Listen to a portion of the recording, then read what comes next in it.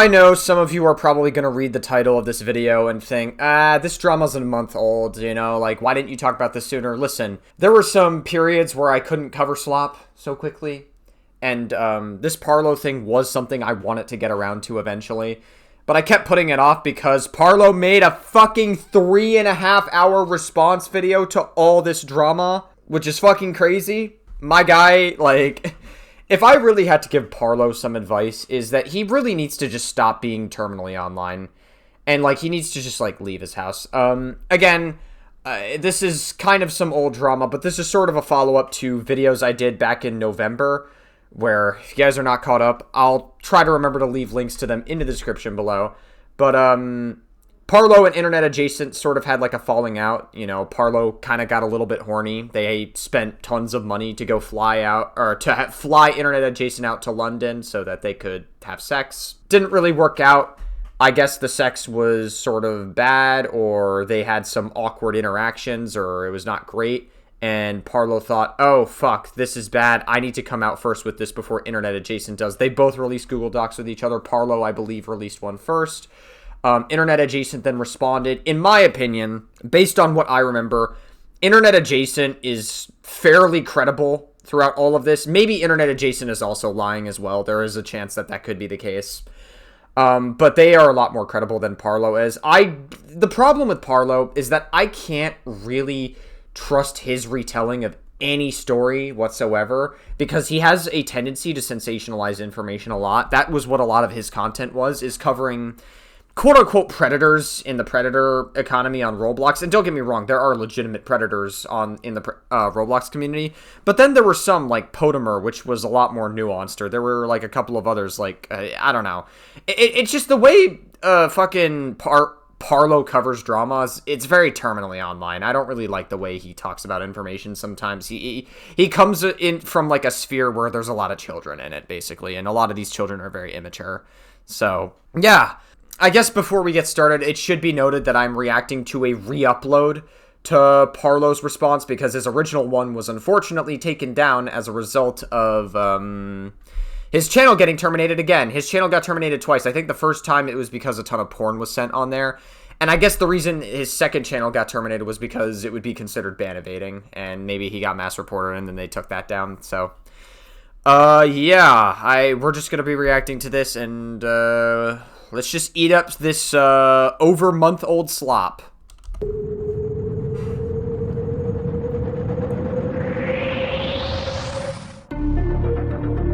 Fortunately, the quality is not going to be as good because this is a re-upload. So, again, we're stuck with 360p for this video, unfortunately.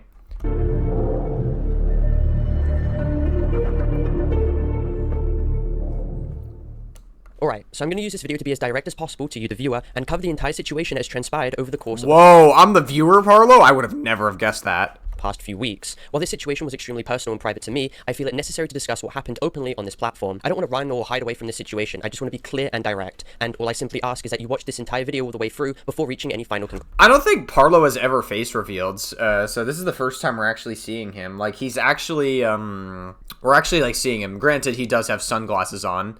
And it kind of looks like, if you look very carefully, it kind of looks like he's got eyes staring into our soul. Even though that's just the reflection of his lights in the background. But they do look like eyes staring into our soul. Like, once you see it, you can't unsee it. He looks like a fucking animatronic from Five Nights at Freddy's.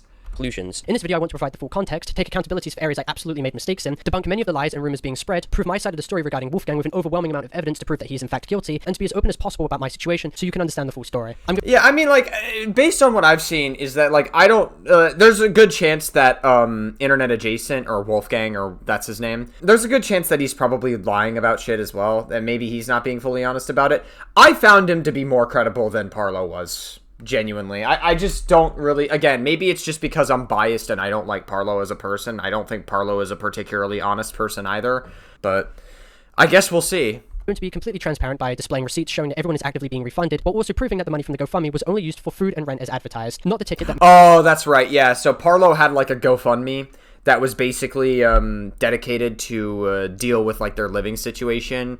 But it seemed like Parlo wasn't actually using that GoFundMe very honestly, and it seemed like he was using it to try to fly out Internet Adjacent to his spot more than anything. So, Yeah.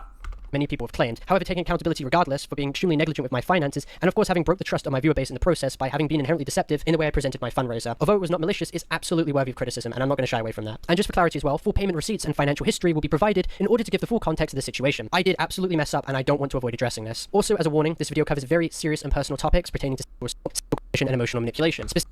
God, sexual coercion. Sexual coercion is like very... these are such loaded terms. It's like, first of all, just to be clear, like, I mean, I get that these are trigger warnings, so in this video, it may not necessarily be Parlo accusing them, but we have to remember, in the original allegation, you did falsely accuse Internet Adjacent of sexual assault when it seemed to be a lot more mutual than you let on. Like, and you were lying by omission in that regard. Sexual coercion is a very intense term. It's like, that would imply that Internet Adjacent is like, oh, hey, if you don't have sex with me right now, I'm going to do this to you, or if you do have sex with me, I'll give something to you. That would be like some form of coercion. Or if he was actively putting you in a position where you cannot say no under any circumstances. Coercion is like actual force. We have to understand this. Specifically in reference to what I experienced from Wolfgang. So applicable resources will be linked in the description if you have found yourself in similar positions and wish to reach out for help to suitable people. Timestamps are also provided on screen right now for each chapter, so it's easier for navigation to view the parts that you wish to watch. I also, of course, wish to use this video to go over the complete timeline to do with me and Wolfgang, also known as Internet Adjacent, and tackle the lies and misinformation stemming from his terrible response video. I'm also going to be focusing on highlighting his extremely manipulative behavior, while also covering his pattern of alleged past misconduct with other people in 2024, his inappropriate actions towards Avalon, who was 17 at the time, while he himself was 21. Whoa, listen, I don't think 17 and 21 is appropriate, but I'm also not really shitting my pants over it. Like, it kind of does fall within like Romeo and Juliet laws within the US. It would be pretty much legal in most parts of the US. You know, like if you look at the US law, they would excuse up to like a 4-year age gap. Some states it's like a flat out age of consent, so even like grown ass people can do it with them, or it's like this age but with a certain buffer within a certain range. So, but again, 17, 21, I would say it's not good. You know, probably shouldn't be doing that if you knew the age of Avalon, but I'm also not, again, I'm not really shitting my pants at it too hard. I think if I remember correctly, I'm pretty sure they had like a 3-year, 5-month age gap, right? So like, I think it's like less than 4 years, which is, I would say, less bad, but still not good. I'm not really shitting my pants too hard at it, though. And threatening to sue them for coming out about his behavior. I will also highlight his extremely negligent behavior of openly posting in his Discord server which contain numerous minors, such as Avalon, who's high-rolled, being an Why do you censor the word minor? You could say the word minor on YouTube. I don't know why you have to censor that word. Admin, and Wolfgang openly admitting to attempting to solicit material from another minor. I will also highlight his attempts Okay, that's serious. I guess we'll have to take a look at that if that's true. to omit crucial context, hide and delete evidence, deflect blame to avoid accountability, and most importantly, him lying about me giving consent, and eventually conceding to acting on impulse without my permission, to which he What do admits you mean lying about giving consent? What are you talking about? We saw the fucking Discord DMs. You were absolutely like a lot of your interactions were more consensual than you fucking realized. Like, we have to understand, like, Parlo was, like, saying I was not reciprocating with it whatsoever, even though the DMs literally disproved that claim entirely. to numerous times, and this is imperative to go over. While we were doing stuff, I put my hand on his ass and he like moved towards me, and that was like, I took that as like, it's okay. Okay, so when you I mean, yeah, that's a form of implied consent, then. Yeah, so... told me that you got an enthusiastic yes, that was a lie, right? Yeah. Wait, what? Hold on. And that was like, I took that as like, it's okay. Okay, so when you told me that you got an enthusiastic yes, that was a lie, right? Yeah. Oh no. Okay. He didn't get consent. He just didn't get consent. He didn't get consent. That's the end of it. So No, not necessarily.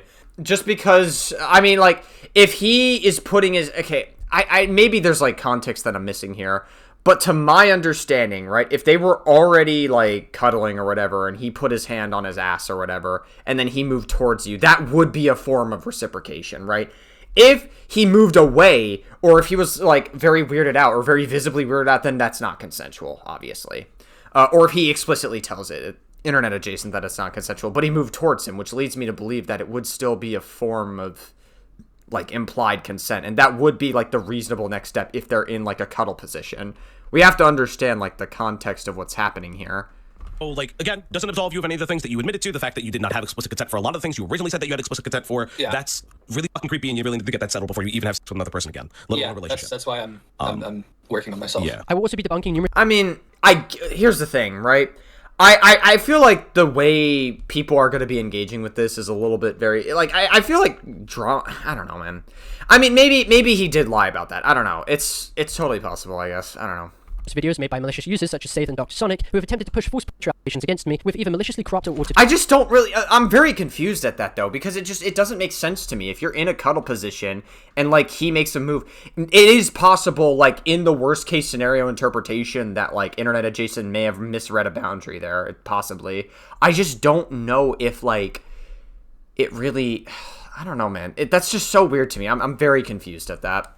Calls, or completely forged and fabricated videos. I will provide screenshots, admissions, unaltered screen recordings, and full evidence to prove that they have completely and maliciously lied to tens of thousands of people, as well as highlighting their criminal behavior during the harassment campaign against me and numerous other people. Because Safe admitted I don't even know who Save is. himself that he completely lied in leaked admissions that I have. This video will Okay, maybe he did lie. I don't remember Save being part of the original story. Listen, I'm more confused about, I'm more concerned about you and internet adjacent more than anything else, bud. also focus on pulling apart many more false claims levied by other bad actors against me, and highlight how fundamentally disgusting and cruel Mugen's actions were in this process to sabotage and maliciously destroy my channel under false pretenses to hinder my ability to make a response video. Bro, I'm gonna be so, like, absolutely real with you. Like, I feel like the fact that you're making a choice to respond to every single fucking person that's levying a criticism or an allegation against you, like, I feel like you're kind of just setting yourself up to be a fucking lol cow. Now, granted, both of your channels are deleted, so it's very unlikely that Parlo is ever going to return to YouTube ever again because of that. But it just feels like you are massively setting yourself up for a huge downfall. And like, you're really putting, like, iDubbbz and Dark Viper AU in competition for, like, big fucking lol cow by constantly responding to criticism over and over again. Let alone a fucking 3.5-hour video dedicated, and like a majority of that time being dedicated to just like bad faith actors. Like, if they really are bad faith actors, I feel like you could just like address them very briefly and then move on. Like, I feel like it's not that deep, dude. Do my best to censor aspects of this situation, not only for your well-being, but also because it is extremely personal to me. However, just like with Quiet and how he responded to his separate situation, in certain parts of this video I will have to be open and fully transparent with what happened, because it serves as crucial context, so I do hope you understand that moving forward. Now, yeah, okay, dude. Justifiably, many people are angry at me, and I don't fault them for that. However, some people are not treating this situation with the maturity and respect that it deserves. I'm sorry. That's extremely ironic to me.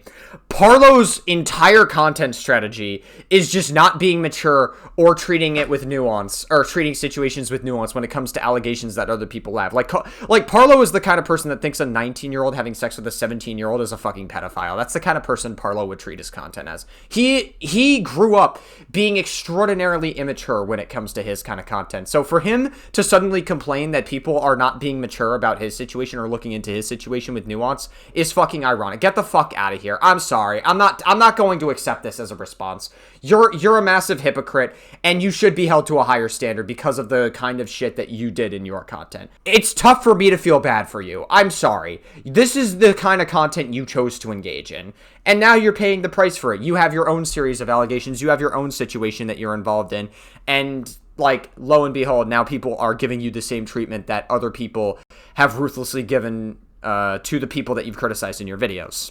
So again, I don't feel bad for you. Like, you cannot complain about that when that has been the style of your content for as long as your channel lived. The past few weeks, I've been receiving consistent threats, people wishing harm on me, disgusting images being made of me, suspecting threats, and many people have come away misrepresenting the situation and outright stating that I'm a predator, which is just not the case. Wow, that's interesting. It's almost like a lot of the people that you covered in your videos weren't fucking predators either. Wolfgang was 21 years old and born on March the 31st, 2004. Before engaging with him, I made sure to ID verify and confirm that he was above the age of 18. He is 13 months older than me, while I'm 20 myself. This case— Whoa! So a fucking person that's 13 months older than someone is grooming someone? Whoa! This is not pedophilia whatsoever. It is, however, understandably embarrassing, as I will go— Wait, what is happening? 18 months older than me, while I'm 20 myself. This case is not pedophilia whatsoever. It is, however, understandably embarrassing, as I will go on to highlight. As for my situation— Okay, I mean, like, if no one ever alleged that it's pedophilia. Situation with Avalon— I guess technically some random commenters were, maybe, fair enough, but, like, I don't think any, like, content creator was. This as well will be entirely addressed and explained later on in the video, with full context being provided too. Between me and Avalon, there was a 2-year, 4-month age gap. He was 18, I was 20. Once again, not mandatory whatsoever. And unlike Wolfgang, I did not engage in sexual-based conversations with Avalon while he was still 17. Nor Personally wouldn't care even if you did. I mean, like, it's a 2-year, 4-month age gap. It's like, I don't really care about 19 or 20. Like, I don't care if a 19 or a 20-year-old talks to a 17-year-old sexually. I don't care. I really don't give a shit about that age gap. It's really not a big deal to me whatsoever. Like, even if you think it's inappropriate, it's not predatory. Like, you know what I mean? did I know Wolfgang even did this until It's like really not that deep. I made my document on him. I only knew of Wolfgang's conduct with Avalon around October the 13th when I confided with Avalon about the situation, and in late November on the 25th, I received screenshots from Avalon proving that Wolfgang engaged with him inappropriately while he was still 17. This situation is absolutely Whoa, while he was 21, which, again, I would say is inappropriate. I don't like 17 and 21. I think 17, 21 is inappropriate, and again, I would say 3 years is as far as I would go in terms of age gaps. I think 3 years is probably the best maximum around that age range. 17, 21.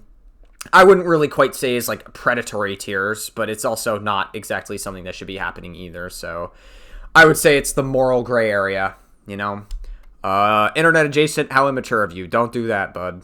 of criticism. That's the level of criticism I would give to someone like that. That's it. Like, it's not like, oh, you're a predator. It's not like, oh, you need to have your life ruined forever, or oh, you need time behind bars. It's just like, hey, don't do that, man. Like, this is a little inappropriate, dude. I do not deny that whatsoever, but this topic has nothing to do with predator allegations, and this is something that Guamgo himself has made clear numerous times, and this was never once even alleged in his original video on me. Just to clarify, Yeah, no content creator alleged that you were a pedophile, Parlo. You're responding to some random fucking commenter saying that you're some kind of, like, pedophile. Like, who cares what a random fucking commenter says? nothing from this situation involves pedophilia. That accusation is not true, but that doesn't excuse Parlo's behavior, the way he handled this, the details he made public, and how he treated the people trying to help him out. It was completely irresponsible. He's not a pedophile, but what he did was still completely unacceptable. So, comparing this situation to the likes of actual ostracized predators like Kufi or Kaneko Kitten does a disservice to their victims. It's funny because Kaneko Kitten, I believe, like, his original allegations, I never covered Kaneko Kitten, but I think he was like, there were two sets of allegations on Kaneko Kitten to my memory. Kaneko Kitten was on Roblox. He was like a 20-year-old talking to a 17-year-old, which I don't care about that, to be honest with you. I think they were very toxic to each other based on the DMs that I saw, if I'm remembering correctly. And then I think there was a separate allegation on Kaneko Kitten where he was like a 20-year-old talking to a 16-year-old. That, I would say, not good. But again, it's the same level as, like, internet adjacent, where it's not, like, predatory either. Yeah, I don't know, dude. It's just really, I don't know. You have Parlo saying that these people are actual predators. Well, I'm not a predator. Again, Parlo, you sensationalized your content. Like, I don't exactly feel bad for you, and you're still doubling down on, like, people and sensationalizing people and calling them fucking predators. Like, okay, dude, like, I don't feel bad for you. I'm sorry. Like, you kind of got you have nobody to blame but yourself for this situation, to be honest with you. No one else to blame but you. In the process, and people are even going as far as to compare me to the Austrian painter, showing a complete lack of maturity when it comes to this situation. I don't even know. Oh, the Hitler? Oh, you're censoring Hitler? And it, okay. Now, the first topic I wish to discuss is both the release of my document and the full context behind the GoFundMe situation. Yeah, where you basically falsely accused Wolfgang of sexually assaulting you, despite the DMs proving otherwise. Yeah, I know.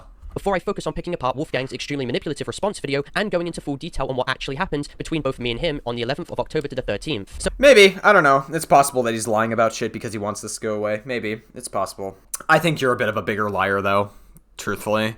Allow me to provide some quick context leading up to this. Now, as I'm sure you're all aware, this all started due to a situation I had with another commentary YouTuber named Internet Adjacent, also known as Wolfgang, who's once again 21, older than me. Yeah, wow, I would have never have guessed that. This situation involved instances of me having felt pressured and pushed at times into engaging sexually with Wolfgang, despite me What? not reciprocating, and my body language clearly showing how uncomfortable I was, which is also attested by Avalon, who was present in the Airbnb at the time. Wolfgang would come in and out of the bedroom pretty frequently, a lot of time prompted when we spoke to each other. He'd kind of just sit on the end of the sofa a few minutes and says, I'm going to go to bed, and go back into the bedroom again, doing it multiple times. And it got to a point where he flat out said something along the lines of, please come to bed with me. Why is bed why is bed censored? Why is bed censored? Why do you guys over censor everything? I don't get it. At that point, I got weirded out and left the apartment. I suspected him being pushy, as you know. This is not him being pushy, by the way. It just says, please come to bed with me. Like, you got weirded out and then you left the apartment. He never pursued you after that. Like, he just decided to make a move on you. This is not him being pushy with you at all. What are you talking about?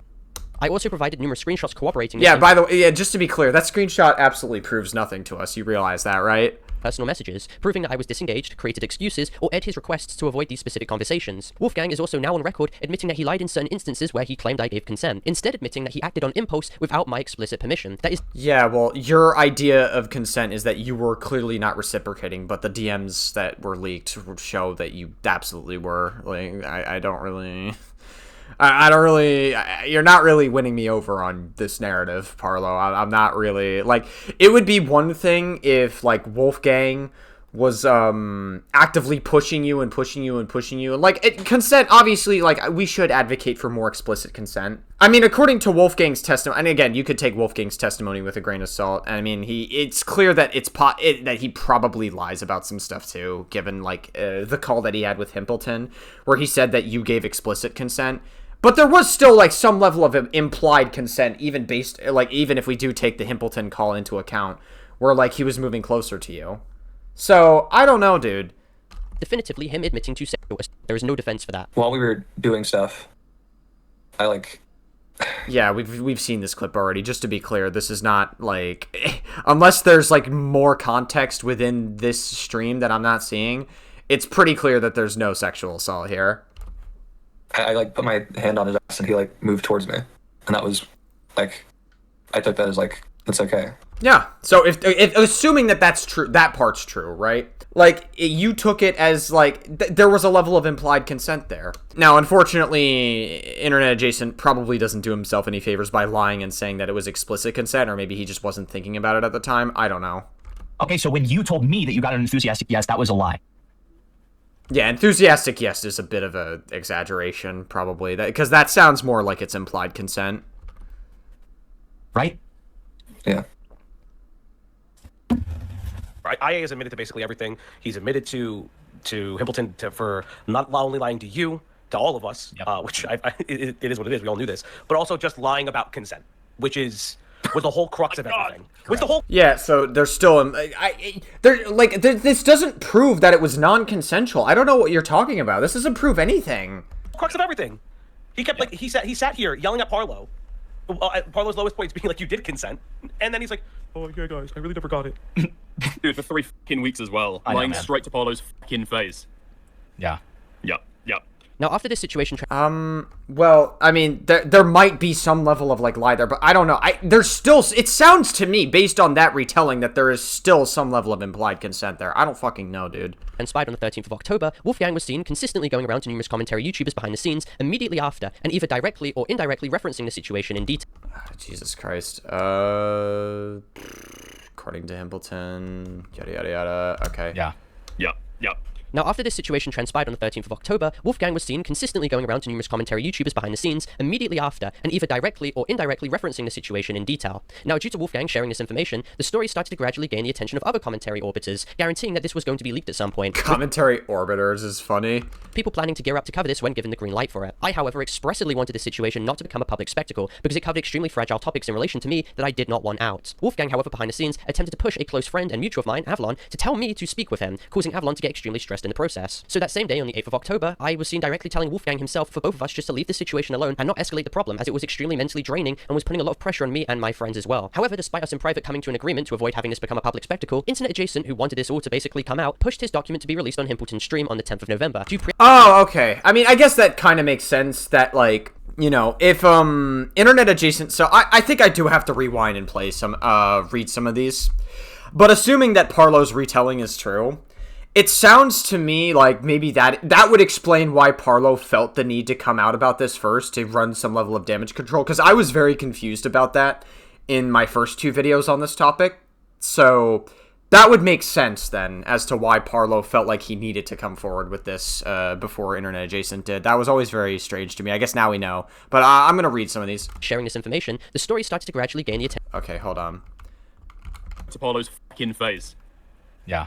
Yep, yep. Now, after this situation transpired on the 13th of October, Wolfgang was seen consistently going... Okay, Wolfgang. Like, if you could estimate how many people... I hate that this fucking video's in 360p. It's a re-upload, so that's kind of all we have to work with. Like, if you could estimate how many people... Like, what's the number at? Like, 10 to 15 YouTubers? Around 10, odd. Apparently he was talking about in details in an open server call too, without mentioning Parlo's name. He has a friend right now. He's telling stuff. I say that because he genuinely sees this person as a friend, but I don't think it's reciprocated. But that is a friend of his is mine and how he found out. So he's talking to people about the situation, okay? Around to numerous commentary YouTubers behind the scenes immediately after, and either directly or indirectly referencing the situation in detail. So why would he feel the need to talk about it? Is it because he felt like he did something wrong? Was he scared that maybe you were going to come forward with something because of the way that you communicate information in your videos and your tendency to sensationalize things? I don't fucking know, dude. Numerous commentary YouTubers behind the scenes. How serious is it? Yo, can we call for a bit? I think it might be in a minute. How serious is it? I think it's serious. In the last 3 minutes. Yo, I just got back from work. How are you? Why are more people asking about the situation? He's going around showing images taken without my permission. I'm not comfortable with it at all. What does he mean by images? Does he mean images sexually? It doesn't explicitly... You don't explicitly say if these are, like, images of you nude or anything. If it's just an image of you sitting on a fucking couch and he's just sharing it with you, that's more... Those are two different levels of bad. Like, if he's taking an image of you, like, that's not, like, considered nude or NSFW, or versus if he was non-consensually taking pictures of you while you were like naked or something. These are two different levels of bad. Like, one is just like an inappropriate thing and another one is like a serious fucking crime. I need to know which one it is. That's important. Immediately after, and either directly or indirectly referencing. I don't know why you consistently like going around to numerous commentary YouTubers behind the scenes immediately after, and either directly. I don't know why you have to like fucking like flash proof so fast. Is that clown going public? Yes, tonight. It's fully leaked now too. How my document is not public. What? He has a document. I do not give permission at all for this to come out. My document is restricted. Or indirectly. Okay. Yeah, he was being big, but for some reason, about some situation, he was being super hype about it, like cocky. I really don't know what you guys are saying. Like, why are, like, you're showing a lot of screenshots talking about the situation, but it's very vague. Like, why would he feel the need to talk about the situation? Okay, whatever. So he's talking to multiple people about this situation, probably. I don't know why he would do that. Referencing the situation in detail. Now, due to Wolfgang sharing this information... It's hard. I'm very skeptical of the way Parlo introduces information, because obviously, Parlo is not telling the fucking truth either. I can't, like, 100% trust Parlo's narrative on it either. The story started to gradually gain the attention of other commentary orbiters, guaranteeing that this was going to be leaked at some point. Whoa, Dickers! Oh my god. Hey man, I've heard a lot of things behind the scenes about the ongoing situation behind the scenes. Okay. He is still willing to publicly lie about me if I go public, so in order for everyone to avoid that headache, we made some sort of agreement to both never speak of the situation again. Given the fact that it has now leaked to people like Emrau, I think that's probably beyond your control, but you do you, I guess. Okay. With people planning to gear up to cover this when given the green light for it. I, however, expressly wanted this situation not to become a public spectacle, because it covered extremely fragile topics in relation to me that I did not want out. Wolfgang... Yeah, I mean, that makes sense, but think of all the people that you made videos on. That's probably sensitive details as well that you didn't seem to care about either. So I guess nuance only exists when it happens to you, but not to people that you cover.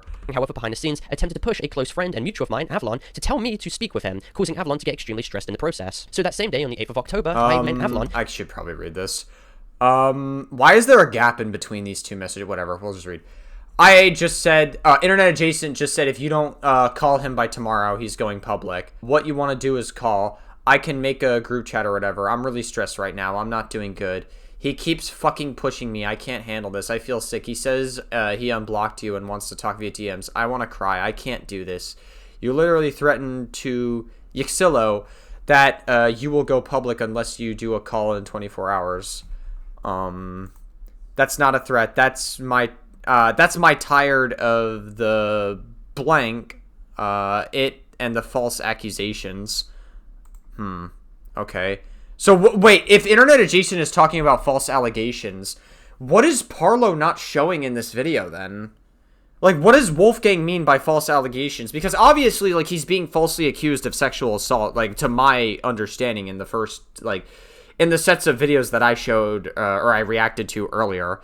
So, like, if he's tired of false allegations and he's like, yeah, I'm gonna go public with my side of the story, that is different than going public about sensitive details regarding a situation between you guys. So, clearly there's, like, there's, like, an arms race of Google Docs happening here. essentially. You know, Parlo wanted to control the narrative, to my understanding.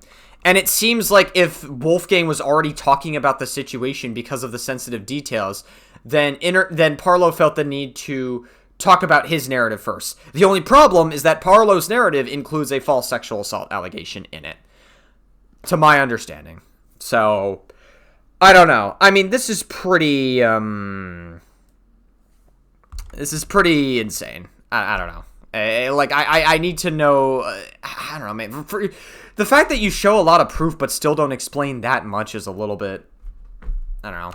To tell me to speak with him, causing Avalon to get extremely stressed in the process. So that same day, on the 8th of October, I was seen directly telling Wolfgang himself for both of us just to leave the situation alone and not escalate the problem, as it was extremely mentally draining. And the fucking bad quality makes this a little bit tough to read.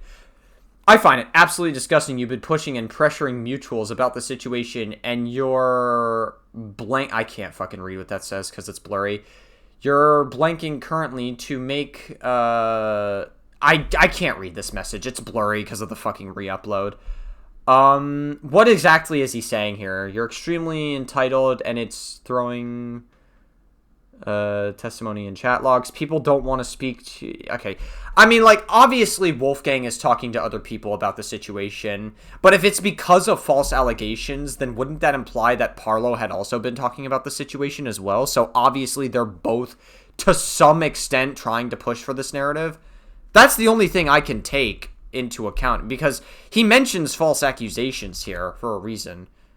Jesus Christ, this is about to be another convoluted situation. You're not going to magically salvage the situation by getting preemptively ahead of the situation. People have a problem with you because of your disgusting conduct exhibited by outside, irregardless to what you did to me. I could have sworn that's what you did, though, Parlo. You tried to get ahead of the narrative. I already feel extremely uncomfortable even engaging with this, especially even more so. I feel pressured to have this call because you've essentially threatened to make this a public matter through an extremely stressed and concerned mutual. If that's the case, then you should have zero problem with this having this call today. If you have all this mountain of evidence about what happened in October, then there should be zero issue. You think my discomfort of speaking about the situation is somehow proof that I'm lying. You simply can't comprehend that I don't want to talk about the situation and I don't want to be reminded of it. And you pushing for the call doesn't make you look good optically. I think I distinctly remember what happened and my feelings and body language at the same time. So the most charitable interpretation you can give to this is that, like, Parlo, when he leveraged the sexual assault allegation in his original Google Doc, the most charitable interpretation is that, like, his memory or recollection of it was not 100% accurate, and he remembers how he felt from a situation, and he felt yucky coming out of this interaction, right? And so he might in his head think, oh, retroactively this is sexual assault because of what happened to me, right? Even though in the moment there was still some level of implied consent, according to the testimony that I heard from Internet Adjacent, which he lied about the explicit consent part, which is a little stinky. You're not doing yourself any favors when you do that shit. Maybe there's more shit that Internet Adjacent is lying about. Possibly. I don't know, dude. It's just, it sounds to me like there was some level of consent. There wasn't any sexual assault. I'm leaning on the side that there was no sexual assault that occurred, if I'm being absolutely honest with you. and was putting a lot of pressure on me and my friends as well. However, despite us in private coming to an agreement to avoid having this become a public spectacle, Internet Adjacent, who wanted this all to basically come out, pushed his... Hold on, let's see. Despite us in private coming to an agreement to avoid having this become a public spectacle, Internet Adjacent, who wanted... Okay. Why are you gaslighting? You've literally been telling commentary users, acting like you're buddy-buddy with them, and that they have their finger on the release button, paraphrased from what you said about it in calls. You've literally been talking to a few of them about the situation, which is the sole reason for why it is being spread around. Everyone in private can attest that I just want to fucking move on from the incident and that I don't want to be reminded of what happened. I've talked to 3 people. You also talked to drama YouTubers. And yes, I have been by some of them to release this to the public. I want nothing more than move on from this more than anything, but the fact that I keep hearing about it more and more people makes me feel like this is nowhere even close to being possible. I've tried multiple times to move on from this, and it keeps getting brought back up every single time. So that tells me if that's true, this is a lot of he said, she said. Like, you're showing a lot of proof of this, Parlo, but the unfortunate reality is that this really is just this is just he said, she said. It sounds to me like their narrative is that you have been telling commentary YouTubers about the situation, and then he was telling other commentary YouTubers about the situation, and you guys, basically, my very first interpretation of the situation in my very first 2 videos was correct. You tried to get ahead of the narrative before he did, and he also tried to get ahead of the narrative. It just so happens that you beat him to it, and then he proved you wrong that it was not sexual assault. So, yeah, I don't know, dude. This is very stupid. You're not actually proving anything by, like, you show, for a video that shows a lot of screenshots, you don't exactly prove a whole lot. This all to basically come out, pushed his document to be released on Himpleton's stream on the 10th of November to preemptively get ahead of everything. He claims to have misunderstood a screenshot given to him of Avalon, thinking that me and Avalon were gearing up for all of this to come out. However, if he genuinely thought this, he could have easily contacted Avalon on his own volition to clear things up. And Wolfgang even attempted to throw all blame onto Himpleton. Not necessarily. Like, if you guys actually were conspiring against him, why would he fucking contact you about it? Because then he may think, oh shit, he's on to us, he's on our radar or whatever, you know what I mean? Like, why would he fucking contact you about it if you were trying to get ahead of the narrative? Like, you can never know for sure. Like, that's a bit of a risky thing to do. Responsibility also completely lies on him, as it was very evident that in private, he was completely pushing for this all to come out. It was always going to become public because of Internet Adjacent spreading the rumors to 3 commentators. And it's important to keep note. Internet Adjacent and I had only spoken once, and the one time that we spoke was on my stream. And context of that stream was that I was doing negative coverage on Parlo. He comes to me after that with all this stuff about wanting to burn Parlo to the ground and that. He knew what he was doing. He went to the guy who had been talking negative about Parlo, and then essentially wanted me to platform allegations, and was going to go to Aiden and like all of these other drama farmers. He wanted to come to us and do this. He knew what he was doing. Yeah, okay. So, I mean, it sounds to me, yeah, I wouldn't doubt that at all, that he probably was trying to get this platform to some extent. It's better that I hear it from Himpleton and, like, all these other people. I'm not really a big fan of commentary YouTubers, if you want me to be absolutely honest with you. Like, only, like, a few of them. I would say a couple that I could name, just to name a few. Dickers, from what I've seen, is, like, kind of okay. I disagree with him on a couple of things, but, like, overall, like, Dickers is not, like, a bad faith person from what I've seen. He generally has very good coverage on stuff, so I would say he's fine, honestly. I'd have to see a little more of Dickers just to know for sure, but he seems okay.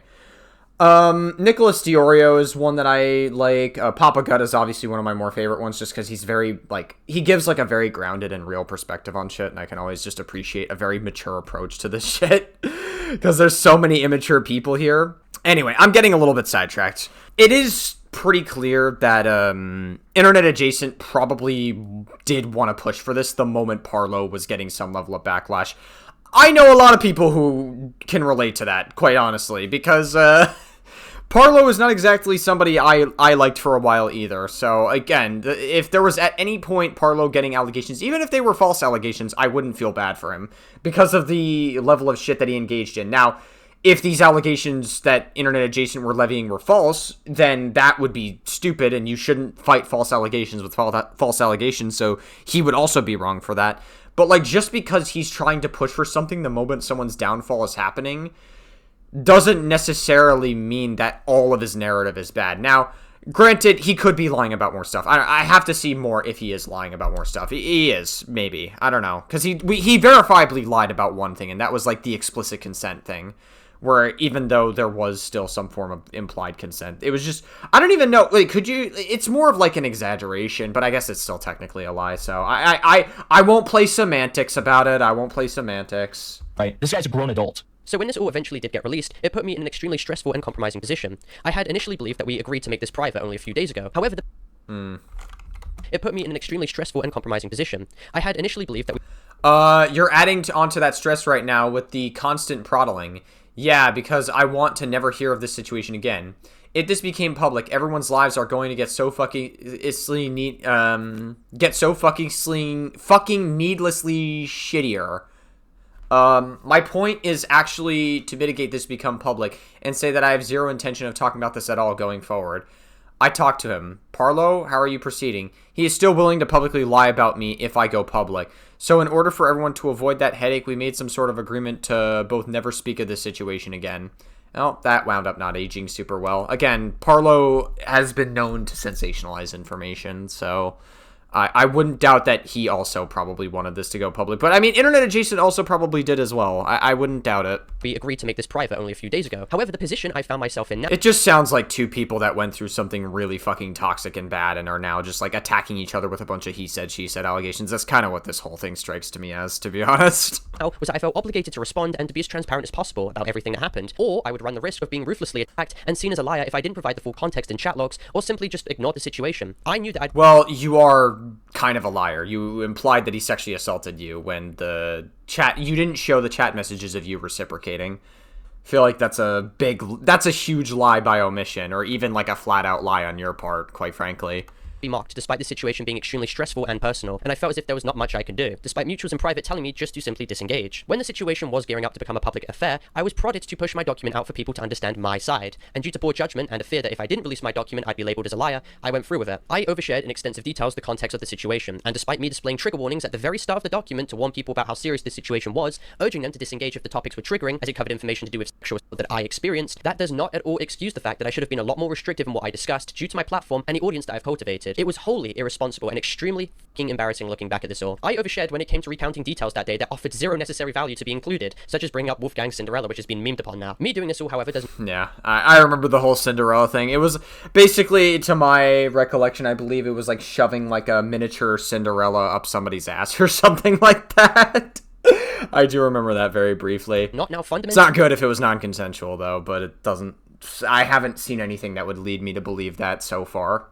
Change the extremely serious nature of the situation that I had to endure, and people making absolutely vile comments about the situation only serve to minimize... Who cares? I mean, like, obviously it's not good to have comments giving you false allegations, but just ban them from your channel and then, like, say your piece about it and move on.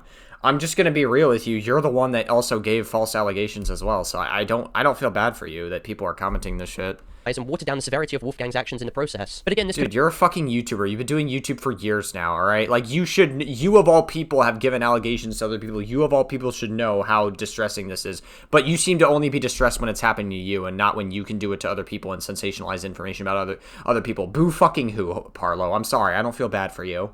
Have also easily been avoided if I didn't release the document, as this was essentially reputational self-destruction. As close friends have also stated to me as well, creating a document like this should have been completely out of the question. It was not done with malice, and what I did was absolutely not predatory like some people have attempted to maliciously frame it as, but by no means does that excuse how unprofessional this all was. Now, I don't doubt that both of you are probably not predators. I think that this was just a very awkward sexual encounter between two young people, and you look back on it, like, and it was very awkward and you look back at it grossly and you wanted to move on from it, and then you retroactively thought it was sexual assault, because unfortunately, in a lot of terminally online spheres, and make no mistake, Parlo is extraordinarily terminally online. It's okay, I am a little bit too, but not nearly as much as you are, so... Anyway. Yeah, no, Parlo, there's no relationship that can be, like, a normal bad relationship anymore, or there's no, like, hookup that can be, like, an awkward bad hookup anymore. Like, everything has to be a fucking sexual assault in retrospect, so... I wouldn't doubt that Parlo probably looked back at it and legitimately convinced himself that it was a form of sexual assault, or maybe someone convinced him that it was. I don't know. Either way, that's probably how Parlo felt about the situation. Also, this is a fucking hilarious thumbnail. I am absolutely stealing this for the thumbnail. I will be right back. I'm gonna pause the recording so I can get this for the thumbnail. Alright, we're back. I just had to get this for the thumbnail image. With his, like, mouth open, he's, like, shocked and everything. I think this is a good thumbnail image. I like it.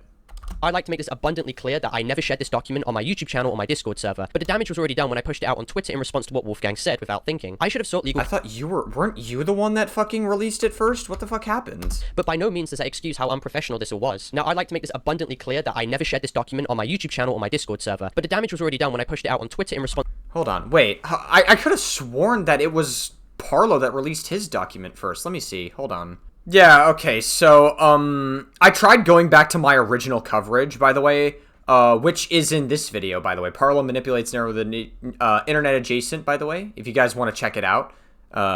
Link is in the description. But, yeah, I, checked out Parlo's video, or sorry, my video. It shows, like, if you go back to my original coverage, obviously the video I watched shows the date of Parlo's document. Doesn't show the date of when Internet Adjacent's document's released. And I was always under the impression that, like, Internet Adjacent was the one that released after Parlo, and then he wanted to just inform his YouTube audience of what happened, so he just made a YouTube video talking about it and then, like, moving on from it. I also tried going to this Yeet post back in November 10th to see if I could find the original date of when Internet Adjacent's tweets are out. These are no longer available to the public, so that's why I tried to, like, look through screenshots based on what I have. And again, it shows the time that Parlo had his document released, but it doesn't show the time Internet Adjacent's released. So, yeah, I don't know, dude. It's just, I guess it's hard to tell who did it first. I guess it's possible that Parlo did it, like, right after Internet Adjacent did, but, like, still, I don't know. It just doesn't really make a whole lot of sense based on my original coverage of it. But I suppose, I guess it is possible. Maybe Parlo did do it in response to Internet Adjacent coming forward with it. I don't know, but he just claimed that I was not reciprocating whatsoever, even though in his evidence that he was. The reason why I was under the assumption that Internet Adjacent did it afterwards is because Parlo accused him of, like, being a sex pest and him not reciprocating, essentially, and then sexual assault, and then him not reciprocating, and then Internet Adjacent shows the screenshots of Parlo being showing a lot more reciprocation than he initially led on in his original Google Doc. That's what led me to believe that Parlo was the one that originally did it. But I suppose it could have been the other way around if that really was the case. I'm still very confused about that. God, this situation is so fucking convoluted.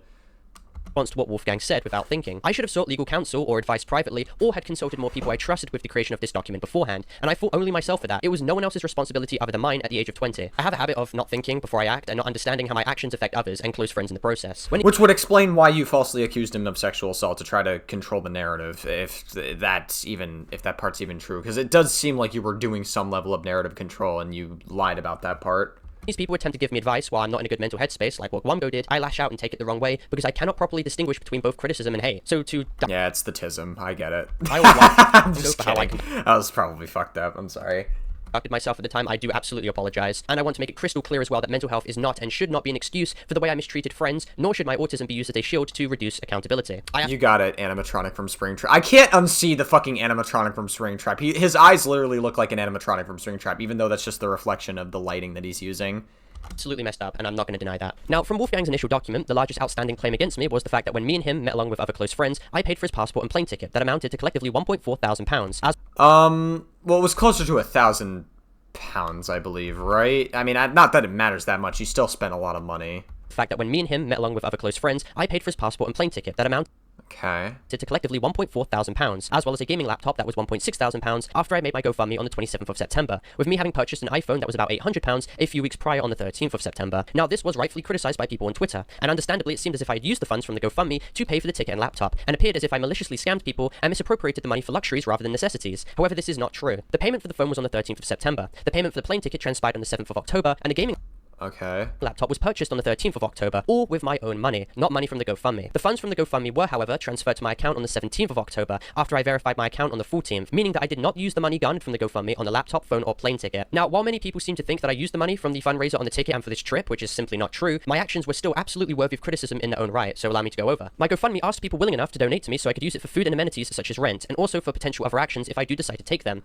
I mean, it would still technically go into your pocket either way, right? I don't really, like, see the difference. Like, people could see that as, like, you trying to basically use that money for your own sexual pleasure, for lack of a better term, because that's really what it was. You were flying him over to have sex with you, basically.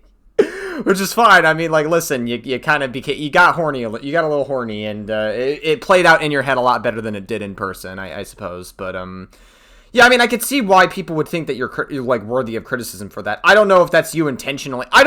To be fair to Parlo, I don't think he was intentionally trying to scam his audience. I think he legitimately thought that he was in, like, a bad living situation.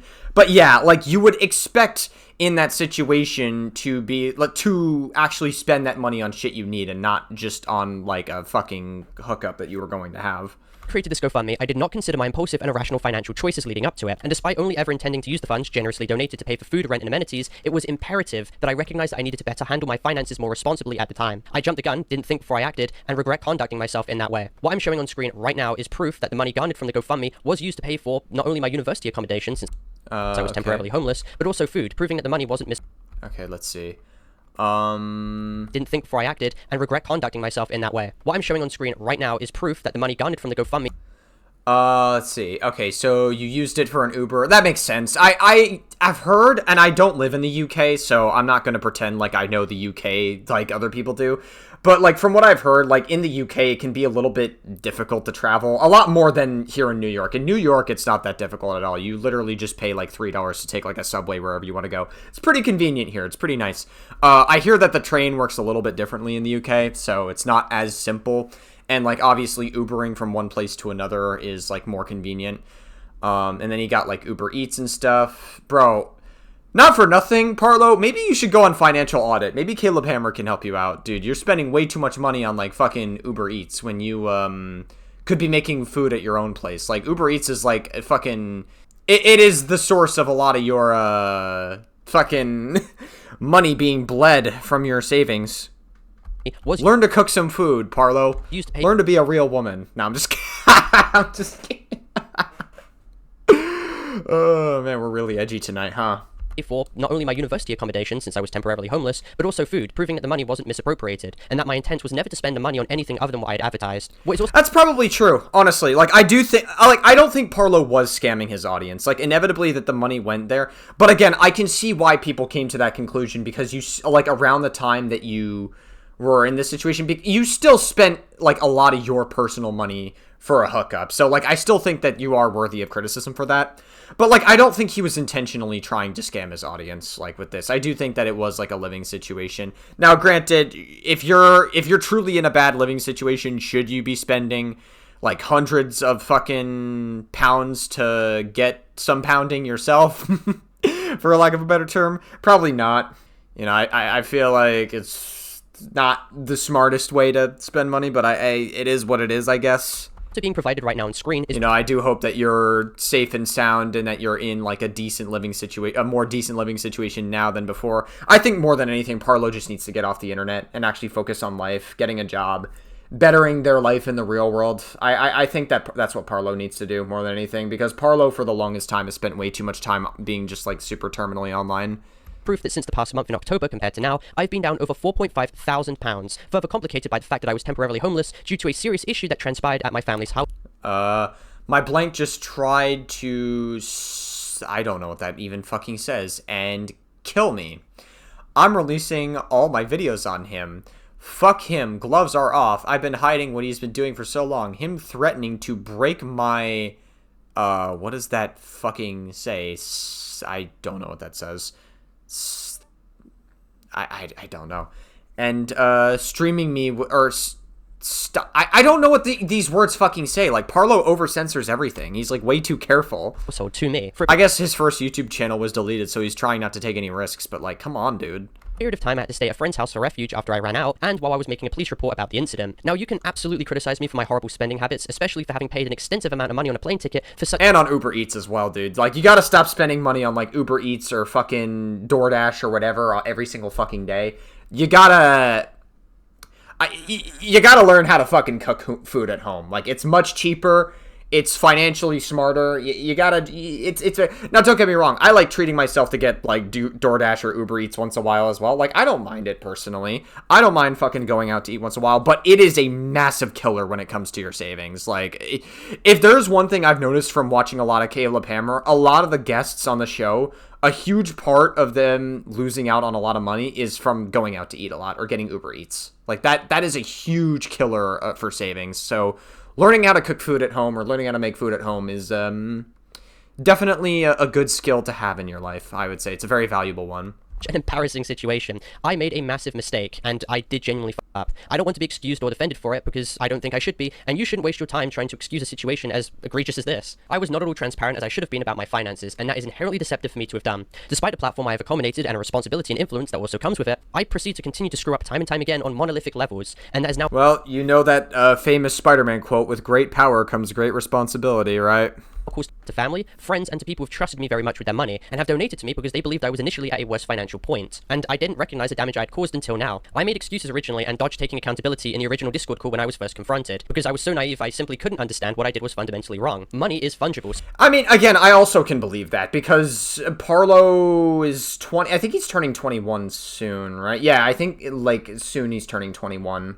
But yeah, Parlo's a very young guy, so I get it. Like, if you're out living on your own, and you don't really have a lot of money, like, it makes sense that you're not going to know everything. Like, obviously, you're a legal adult and everything, and you're trying to figure that shit out, of course, and, like, still going to university and shit. But also, like, you're not going to have everything figured out. You became an adult not that long ago.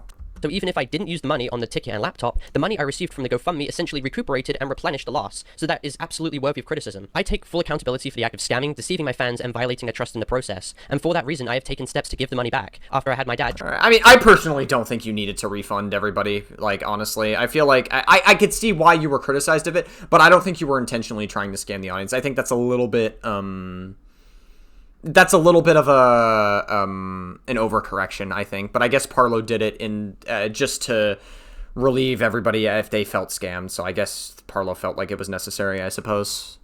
I personally think it's a bit of an overcorrection. I don't think that was fully necessary, but whatever. Funds from my accounts, which I'm actively using, to refund everyone who donated to the GoFundMe. And I will ensure to never make a GoFundMe again because I've violated the trust of my audience, and it simply cannot be amended. I'm not in a position where I should ever make a GoFundMe again. It takes a long time for people to regain trust in a situation like this. Right now, moving forward, I would take advice from close friends in private on how to deal with finances. And although the act was not malicious and I did not intend to purposely scam people, nor did I misappropriate the money, that does not at all excuse the situation whatsoever. Go on Caleb Hammer. Talk to Caleb Hammer. Like, fly out to Texas right now and become a guest on Caleb Hammer's show. I'm telling you, you will, it'll be okay. Totally.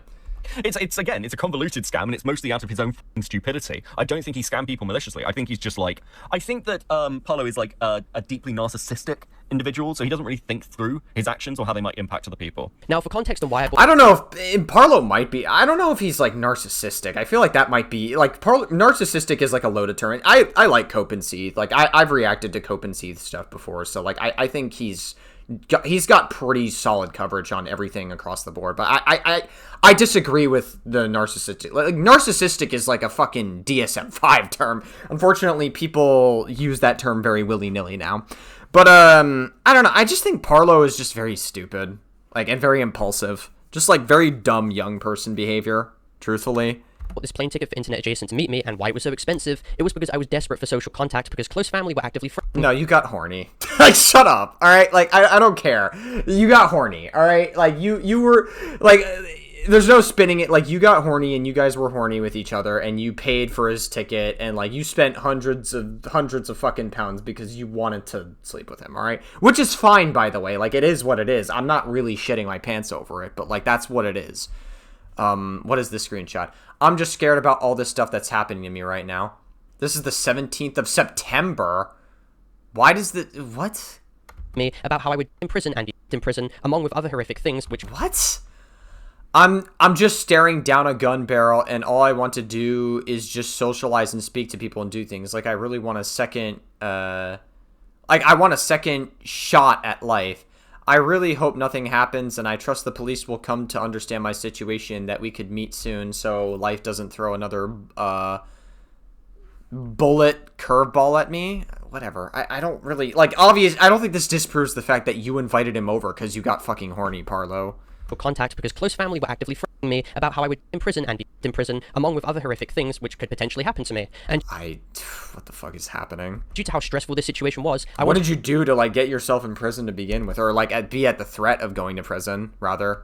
To hold on to any sense of normalcy I had by having a social trip with friends and of course Internet Adjacent. Internet Adjacent 2 was equally desperate for a relationship and for this meetup, and behind my back he even brought up the idea of marrying me and eventually adopting children with me, which is completely ludicrous now, hearing this myself, and to which the YouTuber Alex Everett attests to hearing in core. You guys could be a great gay couple.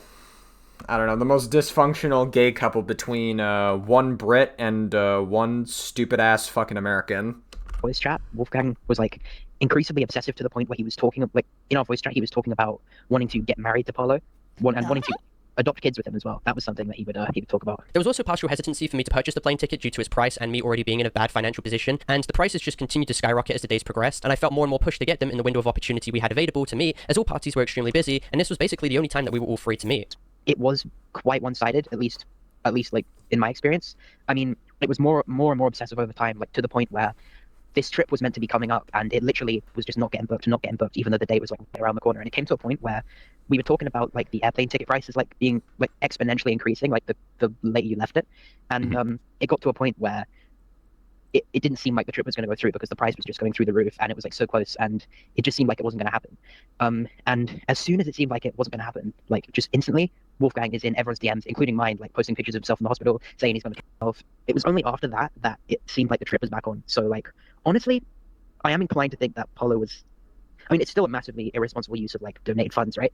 But I do think that Parlo was at least slightly in a way, because it, like, at least in my experience, it seemed. I really fucking hate that Parlo like over censors everything. It like makes it really difficult to understand what they're actually fucking saying. Almost like Wolfgang's life hinged on whether he was going to be able to come to England or not. However, the payment on that ticket and passport Wolfgang's what? Parlo was at least slightly in a way, because it, like, at least in my experience, it seemed almost like Wolfgang's life hinged on whether he was going to be able to come to. Oh, life. I thought you said Wolfgang's wife. I was like, wait, what the fuck? Wolfgang has a wife and he cheated on his wife? Okay, no, that's not what he said. I'm glad I fucking clarified that. England or not. However, the payment on that ticket and passport were ridiculously expensive and ate away at my funds, which were already decreasing, while I had no revenue flow due to my channel having 2 strikes and me being fearful of a third. So most of the videos were Damn, that sucks. privated, and due to this, I was Maybe try getting a job. receiving no passive income. Now, you'd be absolutely right in stating how this all perfectly shows how desperate, pathetic, and embarrassingly lonely I was. I do not deny that, and I do not Yeah, you got horny and you fucking spent tons of money to fly him over to fuck him. I know. That's what it is. Yeah. argue with the fact that many people right now may not take me seriously and perceive me in a much different light, and there's nothing much I can do other than embrace the surrealism of the situation I have now put myself in. Now, for Yeah, I guess so. Or you could try getting a job in the real world or something. I don't fucking know. Try becoming like a Starbucks barista or something. I don't know, if you're a coffee lover. Or do like get into like a trade job or something. Get into a job that AI is not going to replace in like a few years. Like, I don't know, do something. You know, I feel like at this point, I don't know if YouTube is in the cards for you anymore, especially given your channel's termination and your second channel's termination. You know, go to university, study something, make some friends in the real world, hope that this blows over, hope you can live in the real world and get some knowledge, experience, mature a little bit, and realize, wow, some of the shit I was doing was really fucking stupid when I was younger. Get some wisdom, dude. Marinate with it, Parlo. Think about it. It's not too late to turn around. context on why I bought the phone and laptop, I wanted new devices for communication. After the police confiscated my old ones back in September after the false police report, the phone was obviously I important still don't understand what this whole fucking false police report situation is. Like, what happened with this whole police report situation with Parlo? Is that like a whole other can of worms? to take calls with friends and family, and a laptop was vital because I would use it for video creation and editing new videos. This was because I was in a tough financial spot, and I wanted the ability to create more content so I could have a stream of revenue again, hence why I later wanted to create content for Guamga. However, in Why don't you just fucking get a job in the real world, dude? Like, I don't understand. regards to all of this, I was extremely negligent and not transparent when it came to purchasing the ticket, phone, and laptop, and I genuinely did not see this as a contention point at the time because I was already in a bad financial situation and was incredibly desperate. It was a severe case of tunnel vision, which I'm incredibly sorry for, and I should be criticized for it. Also, again, I want to make this clear, I never claimed or advertised the fact that I was broke. However, I absolutely understand if people got that impression from the nature of the GoFundMe, and the fault is absolutely on me regardless. Now, I want to use Yeah, sure. this segment of the video to tackle the numerous lies and half-truths presented in Wolfgang's initial response video, as well as his incredibly dishonest and manipulative behavior, specifically with his interactions with his once close mutual Avalon, as well as his extremely negligent management of his Discord server that you'll come to. Whoa, okay, yeah, so the Discord server thing sounds pretty bad, but I would need to, I guess we'll look into the context of it soon. It's just that I don't really care too much about his interactions with Avalon, even if he was, like, sexual with, like, Avalon or whatever, and he knew the age of Avalon. I like, at worst, it's just very inappropriate behavior. Shouldn't happen, alright? Not predatory, though. It's, again, like, I'm not shitting myself over 17 and 21, personally. It's, like, it's inappropriate. It's not good, but it's not, again, I don't really think he deserves to get canceled for that. To find out. I'm my best man. All right. So, okay, so if you're trying your best and you genuinely cannot help yourself except lie, right? Would you consider that pathological? Yeah. Yes. Bro. Okay. Why should anyone trust you on any commentary situation if you're a pathological liar? Can you answer my question? I mean, they shouldn't. As you can see in the clip that I've just presented, Wolfgang openly admitted to being a pathological liar when it comes to his recounting of any situation. That clip looks so fucking... Hold on. Can I find this original stream? Hold on a second. All right, I found the original Himpleton stream here. I just want to see the full context for myself, just in case Parlo is cutting it up out of context, because it seems like the clip cut too quickly. I'd like to see like the full context of what led up to him saying that. Like, what are they talking about? Right? And like, I wanted this to be you just like being honest with me the whole time, and like we could just like we could be buddies, and we could like end up like meeting up and like doing Cinderella shit to each other and stuff like that. But like, you know, What the fuck? That might be out of context. I don't know. Like, is he talking about? Is he just like quoting? Is he like quoting a hypothetical from like Parlo or something, or is he himself saying that as like a joke? I'm trying. I'm trying my best, man. All right. So okay, so if you're trying your best and you genuinely cannot help yourself except lie, right? Would you consider that pathological? Yeah. Yes. Right. Bro. Okay. Is this after the Oh, was this after the internet adjacent response? I think it was. Cuz this is December 3rd, 2025. Yeah, I think it was after the response video that internet adjacent gave. Okay. Why should anyone trust you on any commentary situation if you're a pathological liar? Ace, be respectful. I'm trying. Mute yourself if you have to, man. So mean, Ace. Yeah, mute You're yourself so if mean, you bro. have to. But can you answer my question? I mean, they shouldn't. What is you going away from the situation going to accomplish? Nothing, really. But it gives me time to at least reflect on myself and try to learn, I guess.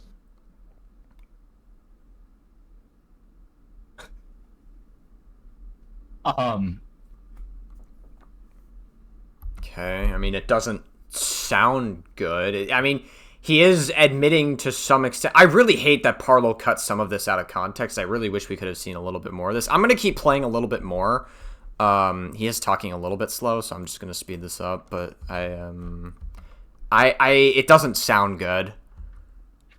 How are you going to fix your reputation as a liar if on the stream where you're supposed to come clean, and that's like the whole point, you lied to me multiple times and got caught in lies?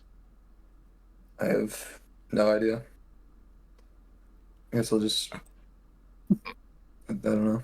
So what were the lies specifically? I don't want to watch a fucking 3.5-hour stream just to get the context of what the lies are. I want to know specifically, like, what were the lies, though? And I guess maybe Parlo might show us. It doesn't sound good that he's lying about shit, though. He's definitely not doing himself any favors. He's not going to make people want to believe him if he is lying. As you can see in the clip that I've just presented, Wolfgang openly admitted to being a pathological liar when it comes to his recounting of any situation. He will lie. That's not what the clip says. It's him lying about certain points in the fucking stream clip. Again, I know that might not seem like a difference, but it is. Maybe there is a world where Wolfgang could interact with Himpleton, and maybe he doesn't really want to interact with this, and he wants it to go away, so he just lies about shit just because he wants it all to go away. It may not necessarily be a malicious lie. I need to know what the lies are, though. You're saying that it's a lie in all situations. You kind of just, like, cut that part out of your stream entirely. I knew that there was something fishy about that. Like, there was, like, him cutting that stream clip up is a little bit sketch to me. So I fucking can't with the way Parlo retells shit sometimes. Into a situation, or at all, really, for that matter. To benefit himself, no matter the repercussions, and that is extremely important to highlight moving forward when covering all of these Yeah, that's not what he said, but okay. The entire claim is just downright false. I've been friends with Avalon for a very long time, and at no point had I ever been sexual or romantic towards him, nor was he that way towards me. I wouldn't care even if you guys were. Never like that. I mean, if internet adjacent is lying about this, he could be lying because there's a lot of people that are very, I want to say in like the online sphere, that are very cancel hungry. I mean, it was not that long ago that fucking Call Me Carson in 2021 got canceled for being a 19-year-old talking to a 17-year-old. So I guess maybe he thought he was going to get like uber canceled for it and like have his career destroyed if people knew like the worst case scenario of it. So I wouldn't doubt that maybe he just, like, lied about that part. I mean, I personally don't really care that much, even if he did, honestly. Like, it's not good. It's inappropriate, and you fucking don't do that again, but still, it's not that big of a deal either. It wasn't until after he turned 18 that Avalon started coming to me and offering the idea of a between me, him, and Parlo. Now, I mean, I think it's a little bit, I don't know. I don't think it's that big of a deal. Whatever. in Wolfgang's response, It's just inappropriate. Like, whatever. video, he highlights that he was never explicitly around Avalon until he was 18 years of age, and Avalon came on to him in regards to this entire topic of a planned freeway. This is categorically untrue and a complete lie. Avalon turned Okay. 18 on September 30th, and They turned, hold on. entire topic of a planned freeway. This is categorically untrue and a complete lie. Avalon turned 18 on September. Yeah, I could show, my mug of a passport. I still don't have ID, so this was, wait. September the 30th. But this is, well, you're screenshotting EU time, which means that the day and the month would be reversed. So this would mean, like, that October is after September 30th. No, are you just relying on people getting that part wrong on purpose? 30th, and Wolfgang is seen Yeah, in EU, the day and the month are fucking reversed. Here in the US, it is month and then day. They do it differently in the UK. I have to say UK, by the way, because of Brexit. I totally forgot. I forgot that I didn't take Brexit into account. My bad. Whoops. acknowledging his birthday in a Discord group chat. Wolfgang himself was 21 years of age, being... And I'm pretty sure Avalon is in the UK as well. Like, we heard his voice on a voice call earlier that, like, would suggest that I'm pretty sure he is in the UK. born on the 31st of March 2004, with there being a 3.5-year age gap between them. And I don't care. even according to Wolfgang himself, he knew Avalon since he was 16. I don't care. Clip. How old I don't care. was Avalon when you first met him? I think he was around 16. So you became friends with him when he was 16? Yeah. Now, in DMs provided by Avalon... I don't care about this. Like 3 years and 5 months. Some could say that's a little bit inappropriate. It's less bad than a 4-year age gap, which in my opinion, I don't care. I mean, for all intents and purposes, it is 17 and 21, which again, I think is inappropriate. I'm not a huge fan of 1721, but it's really not that big of a deal, honestly. Like, in the US, there's, like, Romeo and Juliet laws to protect that shit. And also, I feel like in the real world, a lot of people wouldn't really give that much of a shit of it. You ask somebody 1721, nah, not a huge fan of it. Probably a little bit inappropriate, but also doesn't seem like the worst thing in the world. That's probably what somebody would tell you in the real world. Like, it's honestly, it's really not that big of a deal, honestly. It's just, like, don't do that. On to me on the 25th. Not a fucking condemnation of, oh my god, he's a predator. November, it comprehensively proves that Wolfgang was openly pushing the idea of a free privately to him while he was still 17 years of age. I don't care. On the 22nd of September, while Avalon was still... I mean, like, again, I think the reason why Wolfgang lied about it is mainly because he's probably scared that, like, his career would get ruined over it. They probably were fucking flirting and being sexual to some capacity. I don't care. 17, he was seen messaging his friend Crypt. In these DMs, he posted a screenshot of Wolfgang having forwarded a message of me and him discussing a hypothetical way. This message sent by Wolfgang to... Wait. When was this message? You know, Parlo, by your own narrative, like, in Parlo, you do realize in your own, like, logic, I mean, I assume this is after he turned 18, so I don't think that was the case. Maybe Parlo said it. Hold on, and I just didn't hear about it. Avalon to me on the 25th of November, it comprehensively proves that Wolfgang was openly pushing the idea of a free privately to him while he was still 17 years of age. On the 22nd of September, while Avalon was still 17, he was seen messaging his friend Crypt. In these DMs, he posted a screenshot of Wolfgang having forwarded a message of me and him discussing a hypothetical way. So the 22nd of September, when he's still 17, his friend Crypt. Oh, and it was Wolfgang push. Okay. Alright, I got it now. Alright, I had to replay a little bit of that just to get all the context. I got it now. So he was pushing for a potential fucking three-way, and you're obviously younger. Again, none of the age gaps are really that big of a deal. One of them is, like, inappropriate, like, but it's also not really that big of a deal. I don't care about any of this. Whatever. In these DMs, he posted a screenshot of Wolfgang having forwarded a message of me and him discussing a hypothetical way. This message I sent don't care. by Wolfgang to Avalon was at 10:01 p.m. GMT. I don't care. And as you can clearly see, Avalon posted the screenshot to his friend Crypt at the exact same time. With I don't care. a reaction gif clearly showing that he was uninterested in Wolfgang's very obvious answers towards him. I don't care. I don't think this necessarily shows that he's uninterested. I think this is just like... What is this? This message was sent before he, like, proposed that idea, though, no? Crypt. In these DMs, he posted a screen. Oh no, I guess maybe Avalon was the one that posted the screenshot, and he was like saying, "Oh, this guy's so cringe" or whatever. Whatever, doesn't matter. Like, it's honestly not that big of a deal. And as you can clearly see, Avalon posted the screenshot to his friend Crypt at the exact same time, with a reaction gif clearly showing that he was uninterested in Wolfgang's very obvious stances towards him. What's even more important? Okay, well, did he keep pushing for it? Even if Avalon was uninterested, did like fucking Wolfgang keep pushing it and like was like a sex pest to him? Or did, like, Wolfgang leverage his power towards Avalon, saying, like, hey, if you don't have sex with me, or if you don't sex with me, or whatever, I will fucking do this to you, or whatever? Like, does he do any of that? To highlight is that Wolfgang actively removed this screenshot from his DMs with Avalon at an undisclosed time. He most likely did this because it completely shatters his argument in his response video, where he openly lied about not sexually engaging with Avalon until he was 18. And at no point had I ever been sexual or romantic towards him, nor was he that way towards me. We were never like that. It wasn't until after he turned 18 that Avalon started to me. And if you match the time that this screenshot... Yeah, so it kind of just... so he does lie about that. Verifiably lie. Again, I really think Internet Adjacent is not doing himself any favors with the amount of times that he lies about shit. Like, he also is lying about shit, too. The worst case scenario about the situation is, like, 17 and 21, which is, like, really... I'm just not really shitting my pants over it. Was sent, you can clearly see that Wolfgang attempted to call Avalon to get his attention a few minutes beforehand, but the screenshot he sent after about the was conveniently expunged with only DMs the following day being present. In his interview with Himbleton 2, Wolfgang directly concedes that he was being with Avalon while he was engaged. This same admission transpired on other commentary streams where he was confronted about this exact same situation as well. I just don't care that about 17 and 21. Like, it's really, like, it doesn't matter to me. Acknowledge. Like, it's like, hey, if you guys want to criticize 17, 21, that's fine. You guys can be like, hey, like, that's an inappropriate thing. You should know better. Don't do that. That's fine. You can criticize Wolfgang for that. Quite frankly, I would say the same thing. I think it's inappropriate, probably a very dumb thing to do, and very idiot behavior, but it's not like, I'm not really too worked up over it. It's not like a predatory age gap. It's like not that big of a deal. But it's your responsibility as the adult in the situation. And also, again, like, he's just not, like, I'm not really, like, I don't know, dude. To know stuff, to be responsible enough to, like, not... Yeah. And, like, regardless of that fact, it is still true that you were bringing up situations with Avalon before he turned 18, correct? Doesn't matter. Like, who cares? It's a fucking inappropriate age gap, but it's not predatory. Who cares? Mm-hmm. Right. You lied to Malcolm because you said that you'd never had any conversations with Avalon before he turned 18. We discussed, the thing, but that was about the extent of it. I never directed it towards him. I just talked about the prospect that me and Parlo would do that. Further screenshots provided by Avalon on the 25th of September when he was still 17 shows him relaying directly what Wolfgang had said to him in calls. I don't care. His DMs with Crypt, Avalon phrases... So I'm, I don't know what that says, because you fucking over-censor everything. And Parlo's, I'm a top and Parlo's a bottom. Okay, got it. Why do you fucking censor top and bottom? It's like Parlo just over-censors everything in his fucking videos. It's so annoying.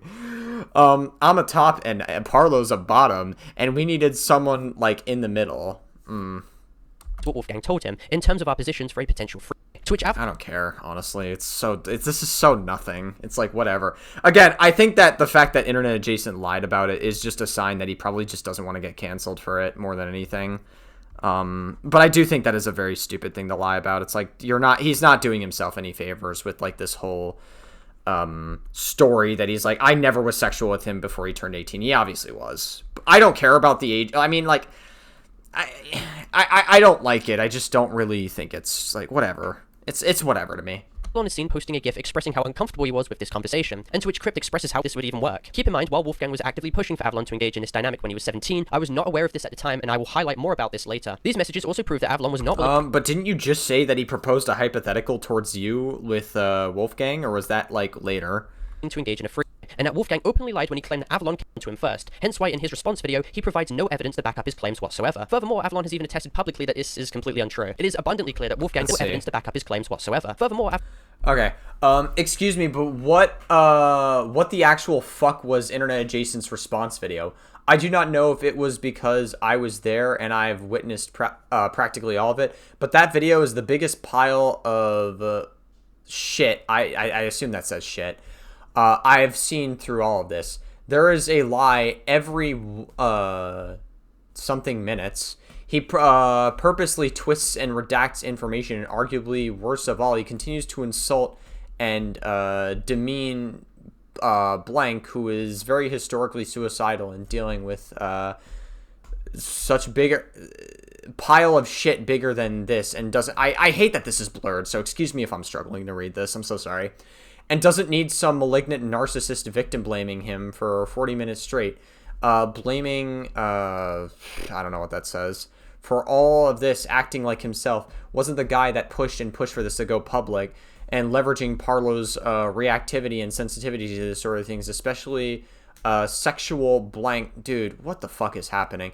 Like, obviously, like, Internet Adjacent is lying about... Okay, so it sounds to me like Internet Adjacent is lying about shit. It seemed like he was more credible with information than Parlo was at the time because of Parlo's tendency to sensationalize information. It does sound like he is lying about shit. I think we can confirm that now. I will concede that he definitely is lying about shit, and he's not helping himself with some of these lies. Can you attest that you were never blank, that you never came... Why do you censor this shit? It's so annoying. Came onto Wolfgang first and then he actively lied about it? Yes. And he admitted after lying a lot on stream, he mentioned sexual topics with that intent first. It doesn't matter. Who cares? It's fucking 17 and 21. It's like, it's not good, but who cares? Avalon has even attested publicly that this is completely untrue. It is abundantly clear that Wolfgang deliberately misinterpreted Avalon allegedly asking for more clarification about the situation and twisted it to be him fully willing to engage. He threw his close friend he knew for years under the bus and blamed him for engaging first to create a cover for his own actions. Yeah, he lied about it, but like I don't care about the 17-21 personally. It's just like it's just not good. That's all it is. So vital. Like, what do you want me to say? That like he's a predator for 17-21? That's like whatever. It's like the age gap's not wide enough for it to be predatory. Up how Wolfgang has recently admitted on... But it's also wide enough to be inappropriate, just not wide enough to be like criminal or fucking rape territory, we'll say. That he was discussing Avalon's relationship dynamic with his boyfriend Spa and the topics to do with sex while he was still 17, to which he admits is both irresponsible and he has no excuse for. Why are you having conversations about sex and relationships? And I'm not doing the age gap thing, but like, it's a 17-year-old. This is your channel manager. This is someone that you've known since they were 16, and you're claiming that you're like, oh, you shouldn't post these femboy photos, but then you're talking about them about their relationships and sex. Why are you doing that? I don't really have I'm not doing the age gap thing, but like wouldn't that imply if they are within a reasonable age range, wouldn't it not be a big deal to fucking talk about these things with somebody that's within a reasonable age gap anyways? Like, if the age gap's not a big deal, then that's other stuff wouldn't really matter anyways, right? That doesn't make any sense to me. Explanation. It's very irresponsible of me, and well, you could try. I should not have done that. Like, you told me that like you never discussed anything like sexual, and the only thing that you did was like send the 3 message, and like if you're discussing relationship dynamics and like talking about... Is that Avalon? I thought Avalon was fucking British. I heard like a voice call with Avalon, and they had like a British accent on. When he's still a 17-year-old, that's explicitly like talking about topics, right? Oh, he's still a 17-year-old. Wait, what? And, like talking about when he's still a 17-year-old. That's when he's still 17-year-old. Okay, got it. So it's not Avalon. No, it's not. Like talking about topics, right? Yeah. I mean, it doesn't matter. The age gap's not predatory, so it's like obviously you shouldn't do it, but it's like, you know, just like obviously criticize him and then like move on from it. Like obviously very stupid thing to do, very irresponsible, but he'll do better about it, obviously. Talked about like what is okay in regards to that, I guess. Again, the lying is very stupid thing to do and just not good. It's not helping Wolfgang's case whatsoever. But Parlo also doesn't really fucking portray information very well either. He's also not exactly... He sensationalizes a lot of shit as well. So I don't want to believe every single thing Parlo says either. Again, it sounds to me like we went from Internet Adjacent seemingly having more credibility than Parlo, but then he concedes to several lies on his fucking video. And it sounds to me like he did it just because he didn't want to get canceled. It's not good that he's lying. You shouldn't lie. But it's not really, I don't know. It's not, I feel like both Parlo and Internet Adjacent can just like go offline and fucking learn from this shit. It's not that deep. Like, this just seems like very terminally online. This is getting a little bit too terminally online for me at this point. Yeah. Wolfgang is fully aware at the back of his mind that he instigated this topic first, and no matter how many times he attempts to reframe the narrative, as you'll see, he exhibits the pattern of a habitual liar, who can... I don't care that he initiated it first. It doesn't matter. Consistently deceive until he is proven wrong with undeniable evidence, to which when he's confronted on, he'll slowly concede. He will fight tooth and nail when something is unproven, But then as soon as you show him the proof, he'll immediately capitulate and then just like concede, right? This is something that his very close friend Jerry even attested to on stream. Wolf is very bad at representing himself to the point where, like you mentioned, he'll lie about stuff that he doesn't even need to lie about. And I don't understand. I mean, why. so you accept the fact that Wolfgang had lied about stuff involving this story, like, okay. It's been proven. Yeah, he definitely does. Like, yeah, he's verifiably lied based on the information that I've seen so far. Like, he verifiably is not a good reteller of some of the shit that he says. Sure. I mean, like, he'll say one thing, right? And this is something that Himpleton brought up. He'll say one thing, and then there'll be evidence that counters what he says, and he'll walk back his statement. He'll flat deny it, right? Furthermore, screenshots between both Avalon and Crypt on the 25th of September show Avalon relaying what Wolfgang had asked him, being that he requested permission to use art Avalon made of me to use it for furry porn commissions. I don't care. That's so stupid. It's like, okay. I mean, like, obviously Wolfgang's a furry, and he wanted to see, like, a sexual partner he had in the form of a furry. Like, who cares? I don't care. It's like, whatever. Mind at this time, Avalon was still 17, and this art was later created and posted directly to me, adding veracity. It's just an inappropriate age gap. It's like, literally, like, this is not something that should ruin his life forever. Who cares? To the fact that Wolfgang most likely asked. You're coming at this with the energy that, like, he's a predator, like, and that's what I don't like about this. The problem with is that a lot of people online are coming at this with the energy that, like, this is some predatory thing that needs to ruin him forever. Obviously, he's lying about shit and he's not doing himself any favors. You can criticize him for the lies. I'm not gonna fucking get upset at people criticizing him for lying about the story because, quite frankly, like, it makes him lose credibility as well. So it sounds like both Parlo and Internet Adjacent are doing a lot of he said, she said, and misrepresenting shit as much as they can. So I understand, like, some of the validity behind the criticisms, but I also, like, there's an undertone that, like, what he's doing is predatory. Like, people have already established that the age gap is not, like, that big of a deal. Like, it's inappropriate at worst and criticizable, but, like, people have already established the age gap is not, like, bad. So if the age gap is not bad, then why does it matter if Avalon is being commissioned to do furry porn? Like, I don't care. It's such a, like, it really does not matter.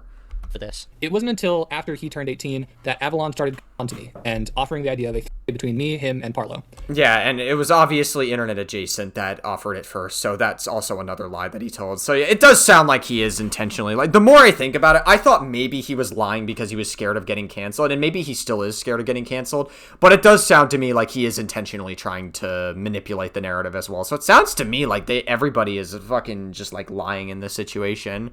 This is proven in the DMs from before the situation even happened. Now, Wolfgang deliberately reframes the situation in his video and spins it as if discussions of the with Avalon only started to take place after he turned 18 on October the 7th, 2025. This is a complete lie. Wolfgang brought up the topic of a hypothetical with me in DMs on the 21st of September, referencing that he wants someone who isn't a random and from the UK, stating that he doesn't have too many friends in the UK anyway. And looking back at these messages, it's abundantly clear who he was subtly alluding to. It certainly wasn't Spa, nor was it Crypt. You were asking Avalon, weren't you? No, I was not aiming that at Avalon. I mean, Avalon tried going, like, you said someone you trust, and it's like, that could be literally anyone. That just means not a complete stranger. You're going to somebody that you know is gay to engage in a three-way between you and Parlo. Who else do you know and trust in the UK? Just FYI. It could be literally, it just means not a stranger. I don't know what other. No, but I'm asking who it could be. How many gay people who are single or in open relationships? That's not people that you trust. That's people that Parlo trusts. Yeah, but why are you saying this to Avalon when you know that you're going to come and meet him in the UK? It's obviously because you're asking him. I don't know why you don't realize how bad you look right now. Obviously lying. I don't know who you think this is working on. I promise you, it's absolutely nobody.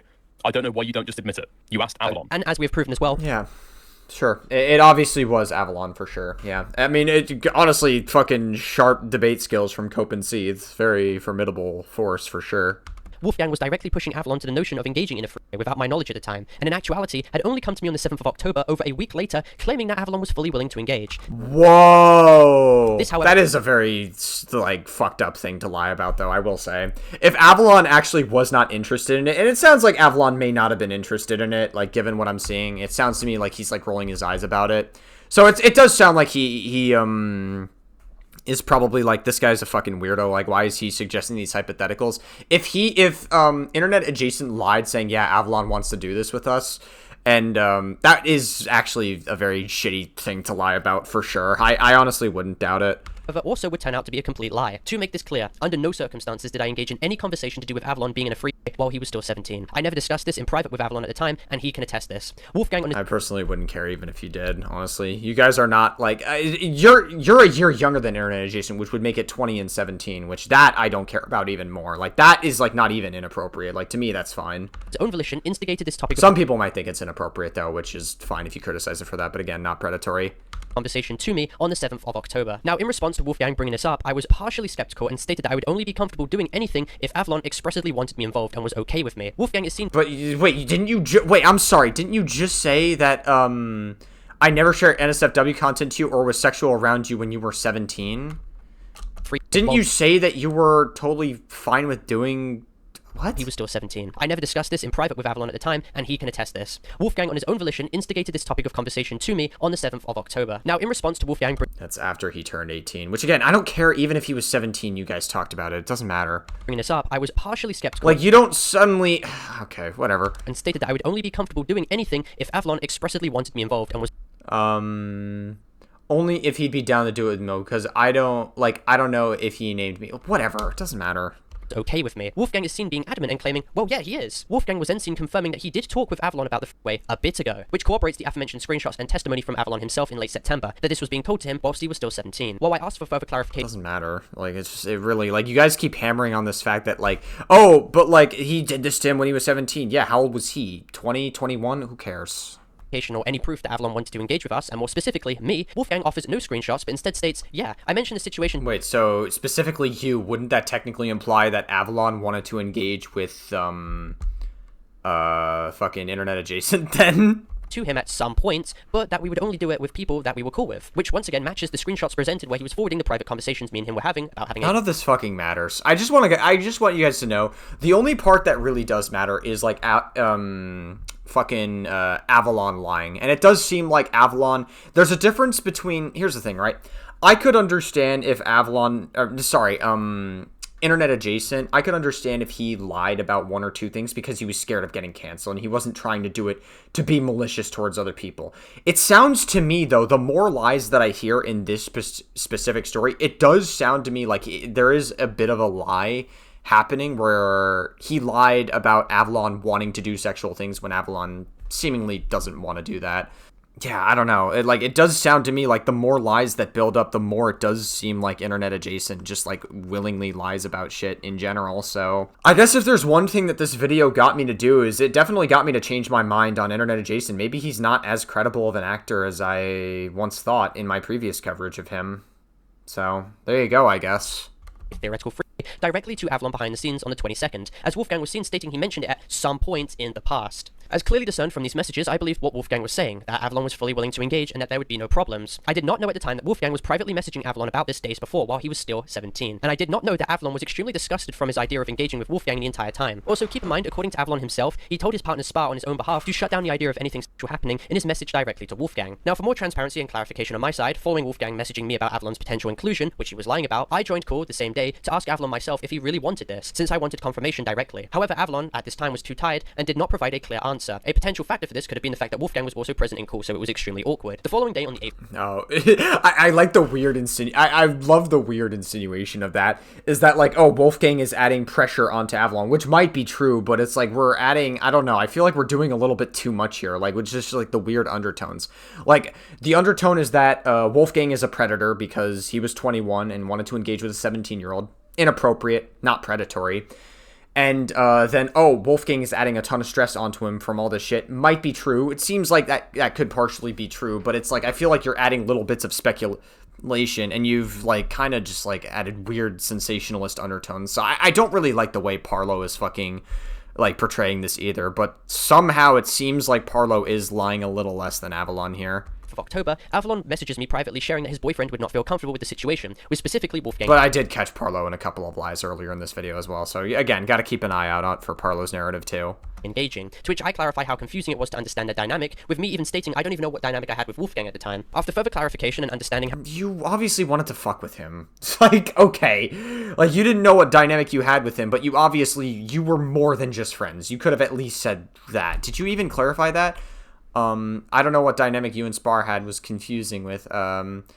I don't know what dynamic I even have with Wolf. It's obviously, like, you guys at the very least are hooking up with each other. It was to understand that dynamic, with me even stating I don't even know what dynamic I had with Wolfgang at the time. After further clarification and understanding how Avalon's relationship dynamic worked, I stated that I would only do anything if I got express consent, and that I was a little dissuaded from the idea of a f*** to begin with. I stated that I viewed both of them as close friends, and that I couldn't date Wolfgang until December or January, as I was extremely dissuaded from fast-paced, long-distance relationships, due to, of course, my past history with them. I did mention to Avalon that I would have been down to do anything, but was too anxious to communicate to him about this on call, to which he replied that Spa had no problem with it being between us. Now, this is in reference to what we then did in the Airbnb before Wolfgang arrived on the 11th. For clarification, Avalon was 18, I was 20, and I did not know— Doesn't matter. Even if he was 17, doesn't matter.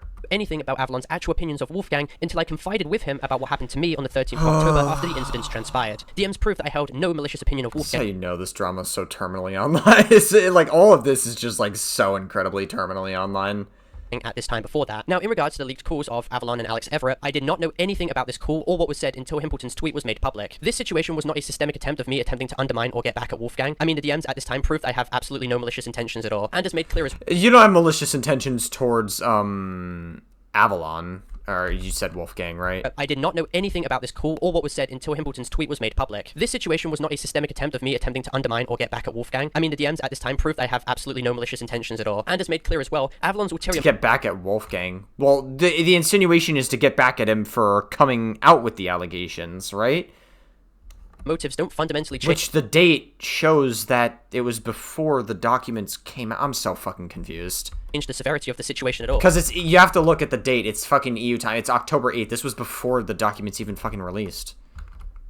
Now that Wolfgang has practically admitted to engaging with me without my clear consent. Based on, well, okay. I guess he, well, to be fair, I guess he did lie about that, but you obviously were more interested. I don't know, dude.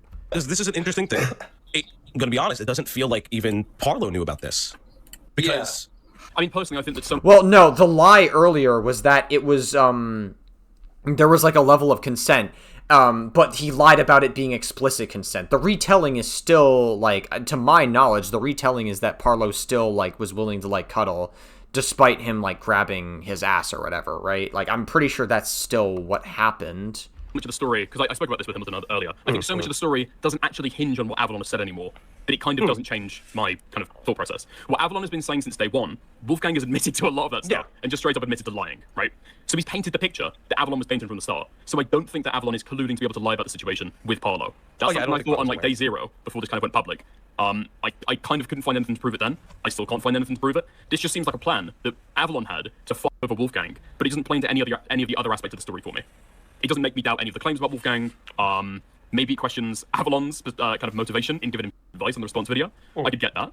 But I guess this information is interesting. But for me, it doesn't change the way I think about the story at all. It still all lines up, the timeline perfectly. All the facts kind of like fit into each other. In my head, it still makes sense. And this is like a side tangent. It's like an offshoot of the drama. It doesn't affect anything else. Now, back to Wolfgang, Internet Adjacent has shown absolutely no evidence that Avalon ever came to him first. He's provided no screenshots or receipts, and instead he deleted evidence that he was privately bringing up topics to Avalon when he was still 17. However, interesting. Okay, so, I mean, he probably was deleting proof because he was scared of getting canceled, probably. Forgot to remove But, I mean, again, as more lies come out, it does seem like Wolfgang is, like, intentionally lying to just change the story. Messages. So, he's obviously not going to be, like, a faithful reteller of this, either. With me, which proves that he was doing this beforehand, very clearly in... But again, you, like, still, like, said that there was... You're still trying to say that there was, like, a form of sexual assault. When I just don't really, I just still don't know if I believe Parlo when it comes to sexual assault claims, because, like, his narrative on, like, all of his other videos have been, like, super sensationalist in the past. So I don't know if I fully believe that either. I just feel like, I feel like the problem is that Parlo and Internet Adjacent are both liars in their own right, and they're, like, competing to be, like, the world's biggest fucking liars on shit. His own words. If he is completely innocent, why was he removing messages? And while I was hesitant at first due to the nature... Probably because he was scared of getting canceled, obviously. ...of our friendship, I also... Because a lot of people would, like, go fucking guns blazing, being like, 1721, pedophile, he's a pedophile. Obviously, wouldn't even be close to a pedophile, but still. Thought it was just very more... And even that person from the op block said, like, I'm not even going to go after, like, the age gap thing, which indicates to me, to some level, that they don't think that the age gap is really that big of a factor in it. Still not good for it to be happening, but still. Really ambiguous. I didn't know if this was, like, okay or not. Avalon said he didn't see a problem with it multiple times, so I eventually figured there was nothing wrong with it. Again, Wolfgang openly lies about his actual intentions publicly in his response video. He attempts to claim he was hesitant, while in private it presents a totally different picture. He was openly suggesting to Avalon the idea of a sexual encounter while he was still 17. And then when Avalon turned 18, Wolfgang lied to me claiming that he was willing to engage with us. Wolfgang was attempting to privately push for this situation to transpire, and the fact that he— I really don't care about this, like, oh my god, he was 17 then turned 18. It doesn't matter. I don't care about any of this. It doesn't matter. He removed messages— Like, you keep coming at this with, like, the intention and the undertone that he's a fucking predator. Like, shut up already. to cover for himself. Like, we've already established that at worst it's just inappropriate behavior. Speaks volumes. He knows it completely discredits his entire narrative that he crafted. And keep in mind too, he continues to show absolutely no evidence at the time whatsoever that Avalon was open to this idea. Privately at this— Great, so at the end of this, what happens at the end of this, right? Do you think that, like, internet adjacent is like some violent predator? We still haven't, like, fully proved that. This time, it clearly shows Avalon was grossed out and uncomfortable with Wolfgang's This is that doesn't mean he's a predator. This is not pedophilia. It is so far away from that. It's, like, not even close to pedophilia. Pedophilia is, like, prepubescent children. Like, it's not, like, this would not even be, like, remotely in the same vein as pedophilia. The most you can say is it's weird and reckless of me. That is— Sure, I agree. Is literally, like, the deepest this can go. I find it hilarious how Parlo is saying I Avalon, though, when he was ecstatic to have the three with the two of us. Now, let's see. I find it hilarious how Parlo is saying I Avalon, though, when he was— like me on my knees to the both of you, filming. Yeah, so it sounds like Parlo is talking about that. Ecstatic to have the three. I'm a eep now and speak to Guamgo about the contract. I'm a little bit anxious. With Yixilo, mainly. Not, Avalon. With the two of us. Now, Wolfgang attempts to create a strawman fallacy argument in an attempt to discredit any actual claims against him. Not once was he accused of crime in my document. That is very clearly an example of him overemphasizing the situation to make himself appear innocent. And yeah, but the problem is that, like, a lot of people on the internet use the word grooming so, like, freely, and they just apply it to whatever they want. And so it's fine to, not say that this is not grooming, because a lot of people would go to the grooming narrative online. It makes sense for him to bring that up, though. This doesn't necessarily prove that he's lying about that particular part. You have, again, I will say, my opinion on internet adjacent has changed in that I do think he is more of, like, a bad faith actor in this story. I do think he has, like, verifiably lied about shit. But that doesn't necessarily mean that, like, this particular point, he is lying. To deflect the situation by bringing up screenshots of mine where I was happy and open to the idea of a free on October the 7th. This was, of course, while I was under the notion that Avalon himself was fully comfortable and willing to engage. You know, for someone who's saying I grew this guy and I'm like a pedophile or something, you're certainly very eager to join in when you liked me. If I thought someone was a groomer, I wouldn't be trying to have with them, Parlo. Wolfgang levies this claim to water down his own actions by stating that since I was open to the idea while Avalon was 18, this now unilaterally alleviates his own situation, and I'm going to cover why that doesn't work whatsoever. We have discussed that Wolfgang engaged in conversations with Avalon while he was still 17, and that he— doesn't matter. Again, it doesn't matter. Deleted evidence to cover his tracks. I don't know why you keep, like, bringing up, oh my god, they did it before he turned 18. Like, yes, they probably did. I don't, like, it, again, the age gap is, like, it's, like, I don't really care that much. Not to be a dickhead, but I don't care. We also clarified that Wolfgang came to me directly lying on the behalf of Avalon while he was already 18. I did not know the extent of the situation between both Avalon and Wolfgang until the 13th of October after the Airbnb incident, and I was only given proof in late November of Avalon's chat messages to Crypt, which proved the entire situation. For clarification as well, as of December the 1st, when I started making this script, I have found yet more evidence to prove that Wolfgang was extremely inappropriate in spaces around Avalon while he was still underage, and even— I mean, the age gap is still inappropriate. Yeah, you still got the 16s and the 17s, yeah. 18 plus is a server that would post actual porn. The server is not full of minors. I advertise it as such. Wherein have I ever said minors welcome? There's literally an age requirement to enter. The age gaps here would still be inappropriate. Like, how old would Wolfgang be here? This was 2 years prior. So that would mean that he would be, like, close to, 19, 18-ish? Close to that age gap, I would say. I think he's, like, 19 here. And Avalon would be, like, 15. I still think that's very inappropriate. But it's not, like, again, we're not at, like... And also, like, he's discouraging minors joining an 18-plus server, which I guess would mean that this, Avalon probably should be banned immediately, but still. Crypt was 17. Did he know the age of this Crypt person in particular? Other to which he allowed in his Discord server, which will be covered extensively later. And keep in mind too, for extra transparency, I was not aware of the exact age gap between both Avalon and Wolfgang until the document's creation as well. I'd also like— Again, I don't care about the age gap literally does not matter to me. I don't care. I'd like to make it clear that I made no secret that I was fine with engaging with Avalon while he was 18. I never withheld that information and actually showed numerous screenshots of me being comfortable with this idea. I wouldn't care if you engaged with him even if he was 17. Here in my document. Furthermore, my main point— You're 20 years old. was written in a document at the time, which I've changed my opinions on as of recently, was that Wolfgang, from what I was told by Avalon at the time, was conditioning him to the idea of a freeway while he was still 17, and then escalated his... I love the priming of information. We're conditioning him to get into a three-way. This is like a narrative to try to say that he's manipulating them into try to get into a three-way. There isn't any evidence that he was like being a sex pest about it. Obviously, you guys are trying to say, oh, we were not reciprocating or whatever. Okay, did he stop right after that? Did he actually commit any sexual assault? You haven't proved any sexual assault whatsoever. Like, what is happening here? Like, it sound like Parlo is also not giving good faith interpretations of information either. Like, we have to understand this. Parlo is not very good when it comes to this shit. Based discussions as soon as he turned... But I also don't want to believe Wolfgang either, because it sounds like he's also known to be a liar too. 18. At the time of making that document, however, I did not have the evidence. It was only until the 25th where I received proof of the sexual messages when he was 17. Keep in mind as well, I had no idea to the extent of Wolfgang's behavior around Avalon after he turned 18 until... I don't care. Avalon provided me private Discord messages between them himself after the Airbnb incident on the 13th of October. Now, cool, now you guys can make up and then meet up in the middle of the fucking London Bridge and jerk each other off. I don't care. Shut up. Like, whatever, dude. Reference to the Oktoberfest group chat where Wolfgang sent unsolicited directly... Whoa, October 7th group chat? ...to Avalon, as well as only a couple days after he turned 18, I'd like to make it distinctly clear that I was barely active in the group chat, other than one Discord call which I remember we all had, which will be great, I'm sure you were barely active, Parlo. ...highlighted later. And in a bid to quickly hide evidence, Wolfgang actually removed both me and Avalon from the group chat, meaning that he only has access to the logs now, to which he displayed in his video. It is very confusing why he would do this as well, other than the fact that yet again, he is attempting to hide and obfuscate evidence that he knows would make him look bad and would directly hurt his credibility. Hold on. He must have done it...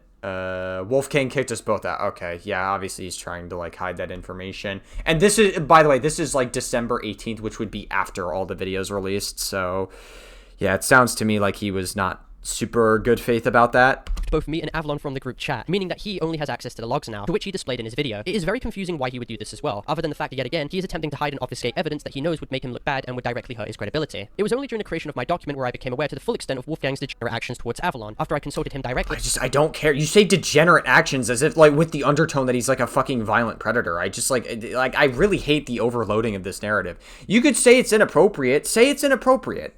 Be a fucking grown adult, be a mature adult, and be like, hey, listen, like, his inappropriate actions. Like, you say degenerate as, like, a dog whistle to say that he's predatory. Like, I know how Parlo's content works. He has tried to paint, like, fucking 17 and 20 as, like, predatory, or 19 and 17 as predatory in a lot of his videos in the past. So I really don't understand why the fuck he's, like, doing this weird shit. Like, it makes no fucking sense to me other than you're trying to paint the narrative that you're more of a victim than he is when you are also not being good faith when it comes to your interpretation of information. And started looking through old messages and screenshotting images from the Oktoberfest group chat, to which metadata proves I collected the evidence after the incident which transpired on the 13th, not before. If Wolfgang only engaged after Avalon turned 18, that would be one thing, but the fact that he engaged beforehand and then removed evidence because he knew what he did was inappropriate is extremely telling of his intentions and his character. The main point... Well, it's inappropriate, but again, you're trying to insinuate that the level of that inappropriateness is him being a predator to Avalon with the, like, the priming of information, like conditioning or whatever, as if he's like some kind of groomer. And I thought you said that nobody accused him of grooming. Like, when you use words like conditioning, that is language that insinuates that it could be grooming if you're conditioning someone into believing behavior is normal. Just to be clear, that you literally just, like, said you weren't accusing him of grooming, but in your own document you said that it was conditioning, which is considered a form of grooming. I'd like to make I don't know if Parlo is either dumb or just, like, dishonest about that point completely. Clear in this video for why I'm covering this specific situation for the record is to focus on how Wolfgang actively lied about the situation and reframe the timeline of events to manipulate the narrative. Now, yeah, I wouldn't doubt it, but you're also not good with information either, so, like, we're just sitting here in a fucking jerk fest of lying. Another extremely large point to cover was Wolfgang's absolutely repulsive behavior when it came to managing his own Discord server. Okay, narrative. Now, another extremely large point to cover was Wolfgang's absolutely well, we don't know. I don't know if he knew the age of that crypt person who was a 17-year-old that joined the server. In which case, I mean, he was 19 at the time, so I don't really care as much about 19 and 17. But if you're running an 18+ Discord, it's still a good idea to just enforce the rules of that Discord and that Discord alone. So this is probably some form of furry porn or something, whatever. Yep, I remember that too well. Can someone please is it ass fuck Jason? Is that what that says? I can't fucking see what that says. Gladly, if I could.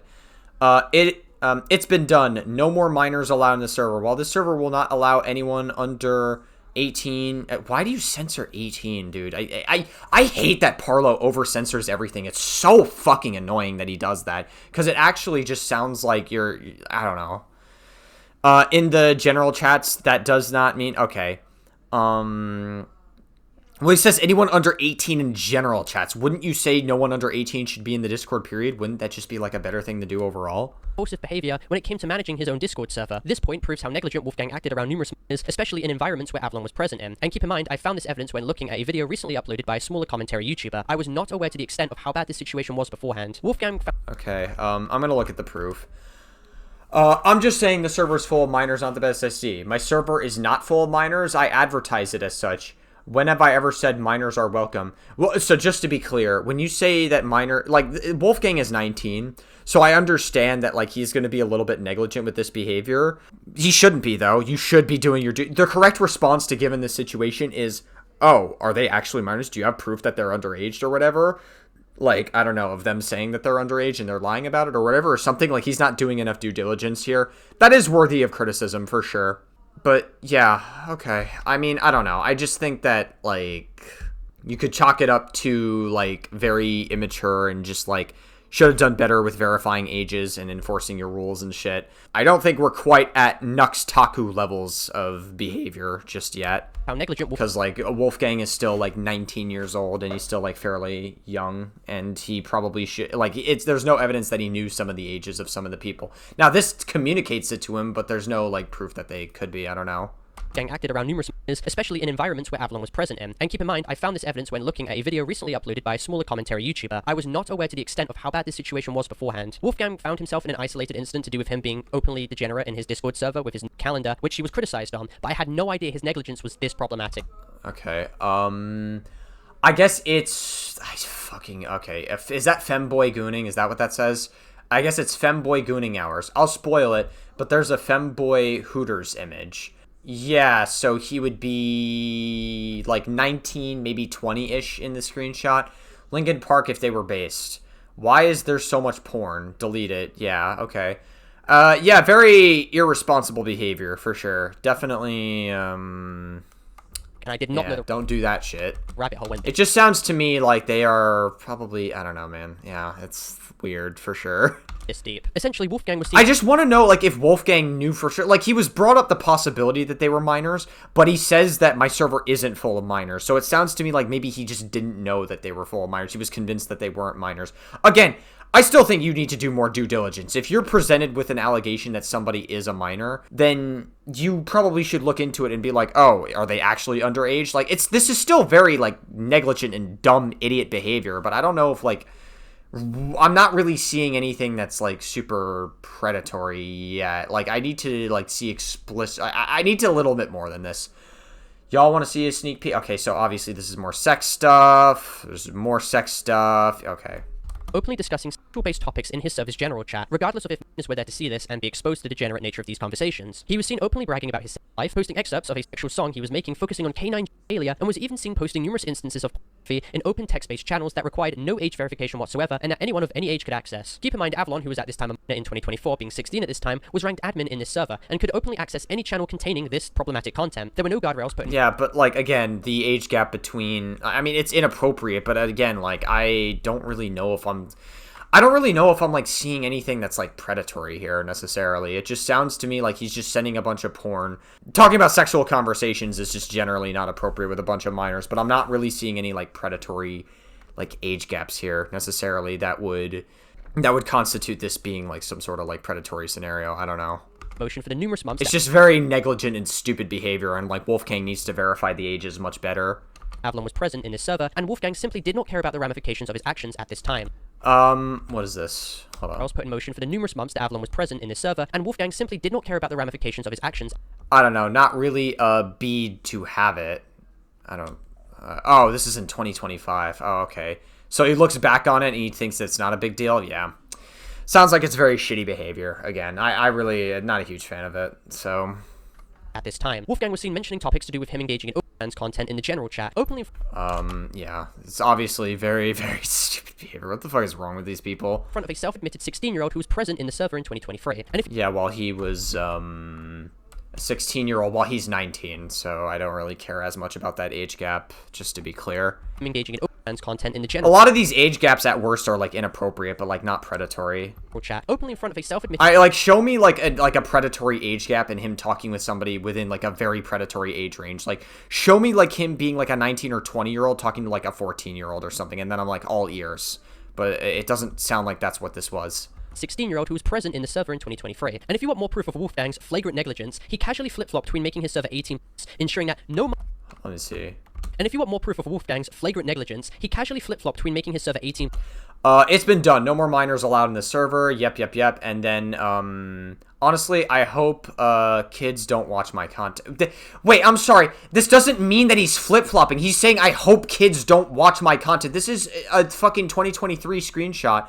The server is going to now become 18+. The server has always been, like, again, he's saying... I don't know why he would say this twice, though. That's the part that I'm more confused on. But it doesn't necessarily... Hold on.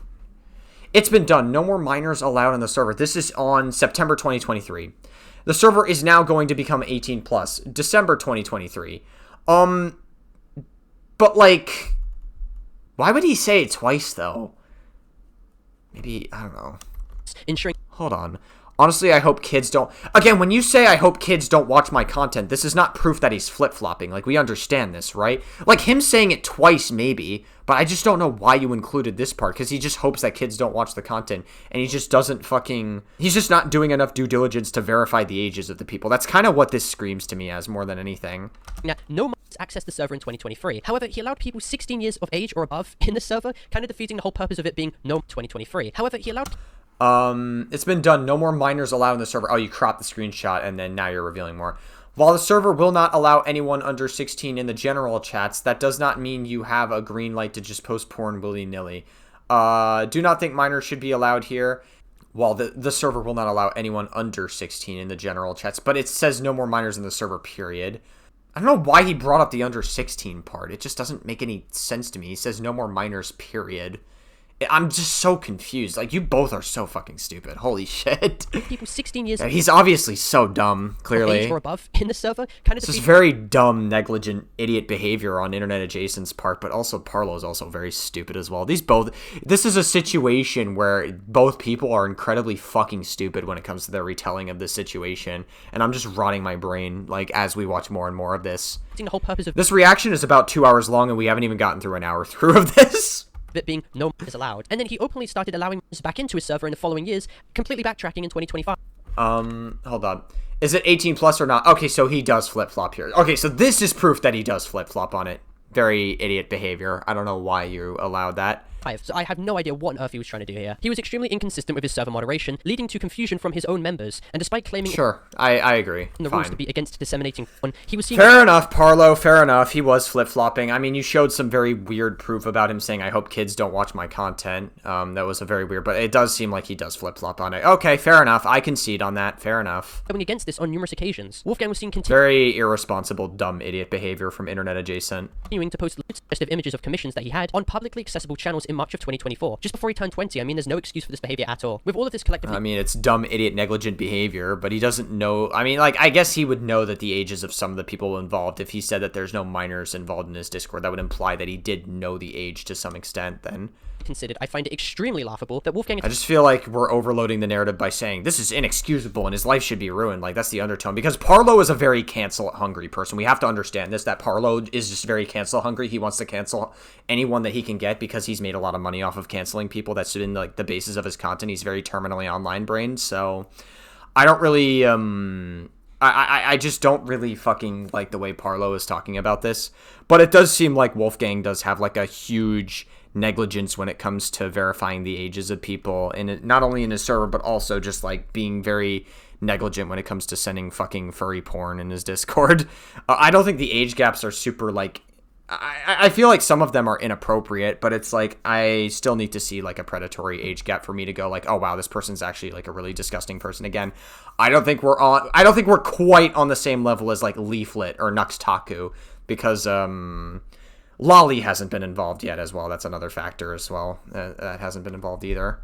So I don't think we're quite on the same level as like Nux Taku or Leaflet. claimed that he was never openly around Avalon when he was under the age of 18, despite his server having open Again, I don't give a shit about the age gap. Why do you keep bringing up the age gap? It doesn't matter. channels with graphic content inside of it, to which Wolfgang's past mutuals, both Crypt and Avalon, had unfiltered access to when they joined his server. Avalon can also... Did he know the... I don't know if he knew the age of Crypt in particular. Test that Wolfgang would make... Like, I don't know if that was proven. I think he knew the ages of some of the other minors in his Discord, though, which is still very cringe. ...around him while he was still outraged as well. Now, upon knowing how problematic this behavior all was, Wolfgang was seen purging some chats in his Discord server, hiding evidence as of July of 2025, blaming Kiwi Farms for this, not taking any responsibility for his own actions. Now, recently when the situation was brought up again on Beckett's stream, Wolfgang had actually given moderation access and permissions to a mutual of theirs, to which this person then subsequently banned numerous commentary YouTubers as well as Crypt and Avalon from the server, obviously to try and sweep this all under the rug. I mean, I don't know. I think it's stupid to give somebody else moderator permissions just to then ban... I don't know, like, that seems a little bit silly, unless he was, like, closely working with somebody to hide as much evidence as possible. Obviously, I'm now under the impression that Wolfgang is not a good fucking actor in this situation either. But I also, again, like, I'm at a point now where Parlo does not interpret information reliably. And I can't trust Parlo's interpretation of information either. So this is really a situation where I feel like we're kind of just going to be at an impasse for the next couple of hours. As soon as people start looking into that, as soon as I start getting sent that, suddenly I also get sent this. So many people got banned in the last, 10 minutes, that most people think that the server has got nuked right now. The server's not deleted. FYI, the server has not been deleted. Internet Jason has not deleted the server. However, I can see Yen was banned, was banned, the World was banned, Clover Cutie was banned, Avalon was banned. Wait, so first of all, you were told to do it. Yeah, and now somebody else like, on they your were behalf. like, you should probably get rid of all the, the commentary people from your server. And I was like, all right, and I just gave him mod. Who did that, sorry? It was he. He was like, that's probably the smartest thing. I was like, okay, I guess. Now, when Wolfgang was confronted by Himpleton about his conduct in his Discord server on December the 4th, at the start, Wolfgang concedes that he did post furry on his Discord server. By the way, we censored that image. So that was like an uncensored, like furry, essentially, right? In your 16 plus server. Yeah. Okay. Just making sure. As well as admitting that if Himpleton were to look deeper, they would probably find more instances of him doing this. Keep in mind, for over a year, Avalon, who was underage at the time, was a high role in this server, meaning that he could have been exposed to all of this disgusting content. Let's say... I mean, yeah, like, obviously it's not good what's happening, but, like, again, the age... We've already established that the age gap is not wide enough for it to be a predatory age gap, so, I'm not really upset that Avalon is exposed to it while, I mean, it's not good that Avalon is exposed to it at all. But, like, again, Internet Adjacent is, like, 20 at the time, and their age gap is, like, again, I've already said it's inappropriate, but I'm not too worked up over it, if I'm being honest with you. Hypothetically, we had 2 different archives of your server. Are we going to find anything in there? What do you mean?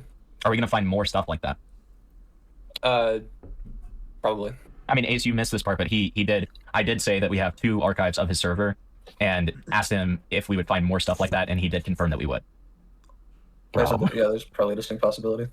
I don't think it's unreasonable to say I've been pretty irresponsible with my server. Furthermore, on stream while being pushed once more, Wolfgang is seen attempting to now excuse the situation by claiming that he posted the porn content for drama reasons, which is a complete... For drama reasons, yeah, he's obviously lying, okay? Yeah, like, that's obvious bullshit. Lie, as he is seen discussing extremely inappropriate content in the server that had no relation to drama-based topics. Then he also posted furry commissions of his character. I'm not sure how that has any relation to drama, buddy. Yeah, so I guess, like, about your server, I know that you, during this drama, it was said that you made it 18 plus, but you had 216. Well, yeah, no, he was, like, 16. He tried to make it 16 plus, and then he changed it to 18 plus. Oh my god, I fucking coughed for a moment. Like, a little bit, like...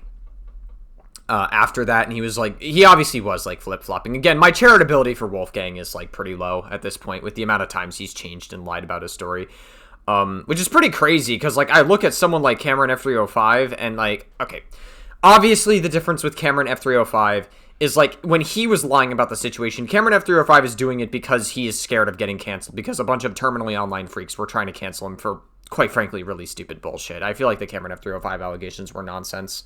Wolfgang's allegations are, I would say, a little bit worse than Cameron F305's in the sense that he is, like, got a massive habit of just, like, inappropriate behavior with minors, as well as the fact that he is actively trying to manipulate the timeline. Very maliciously, I would say. A lot more maliciously than Cameron did. That's why I'm not as charitable to Wolfgang here, because I thought his response video was good, because, like... Again, I didn't think Parlo was a very good faith actor in any of the things he talked about. But, I guess he really did just lie about a majority of it. That's fucking crazy. 16-year-olds at least in there. One of the ones was actually the one that you ended up fighting, if I remember. Wow, it's a shame. No one wins in this situation. Fucking Parlo doesn't win in this situation. Wolfgang doesn't win. They're both just like super terminally online losers that just don't fucking win at all. Remember correctly in real life, and the other one was Avalon. Was there any reason why you had these 16-year-olds in a space? I mean, when you say space, like the server. Well, yeah, to be very clear, there was furry posted in there. It was like for drama and shit, but I understand your point. Yeah, it's not drama. It's not for drama reasons. He's obviously lying, and he's like trying to throw shit at the wall to see what sticks. Well, yeah, I mean, I get the intention was for drama, but like I've seen some of the images. There's literally just like furry art in there. Yeah, it's not great. Wolfgang then further conceded that he attempted to excuse this kind of content being posted in his server at the time that contained minors by arguing about the technicalities, and that thinking about this now, Wolfgang admits it does not give him a good look whatsoever. And I think a defense that you made, you can correct me if I'm wrong, is, well, it should not, like, if it was, it would be an issue, but since it's just NSFW, it's not that big of an issue. I don't know what the difference is. Like, NSFW is inherently some level of, like, softcore porn, right? Like, I don't know why we're being pedantic about that. There was like a screenshot of like you justifying NSFW being in the server with 16-year-olds. It's not great. Yeah, I can agree on that. Yeah. Now, back to Wolfgang's shitty response video, he attempts to warp the situation back onto me and claims that if what he did was growing, then that would also make me a and even pedophile. And ironically, this claim is f***ing Parlo over, because if this is growing, then Parlo would also be guilty of that. Parlo doesn't realize that if he keeps pushing this action, then he's a pedophile. Now, he refuses to elaborate whatsoever on how either of these heavily charged claims would definitively fit my... I'm pretty sure there was more context on that point. Like, I'm pretty sure that there, like, he does expand on that. I could be wrong, but I'll look at the original video. Okay, I went and checked on Internet Adjacent's original response video at the exact timestamp that Parlo put it at. It doesn't seem like Internet Adjacent elaborates on that, which is, I guess, kind of crazy. He also talked, I think the context of it was, his original claim was that he asked Avalon, am I, like, grooming, is it, like, anything happening to you, or are you, like, okay? He was, like, making sure with, like, Avalon or whatever, if, like, all is well, I guess. But I guess in hindsight, like, Internet Adjacent could be lying about that as well, because he has verifiably lied a few times, so...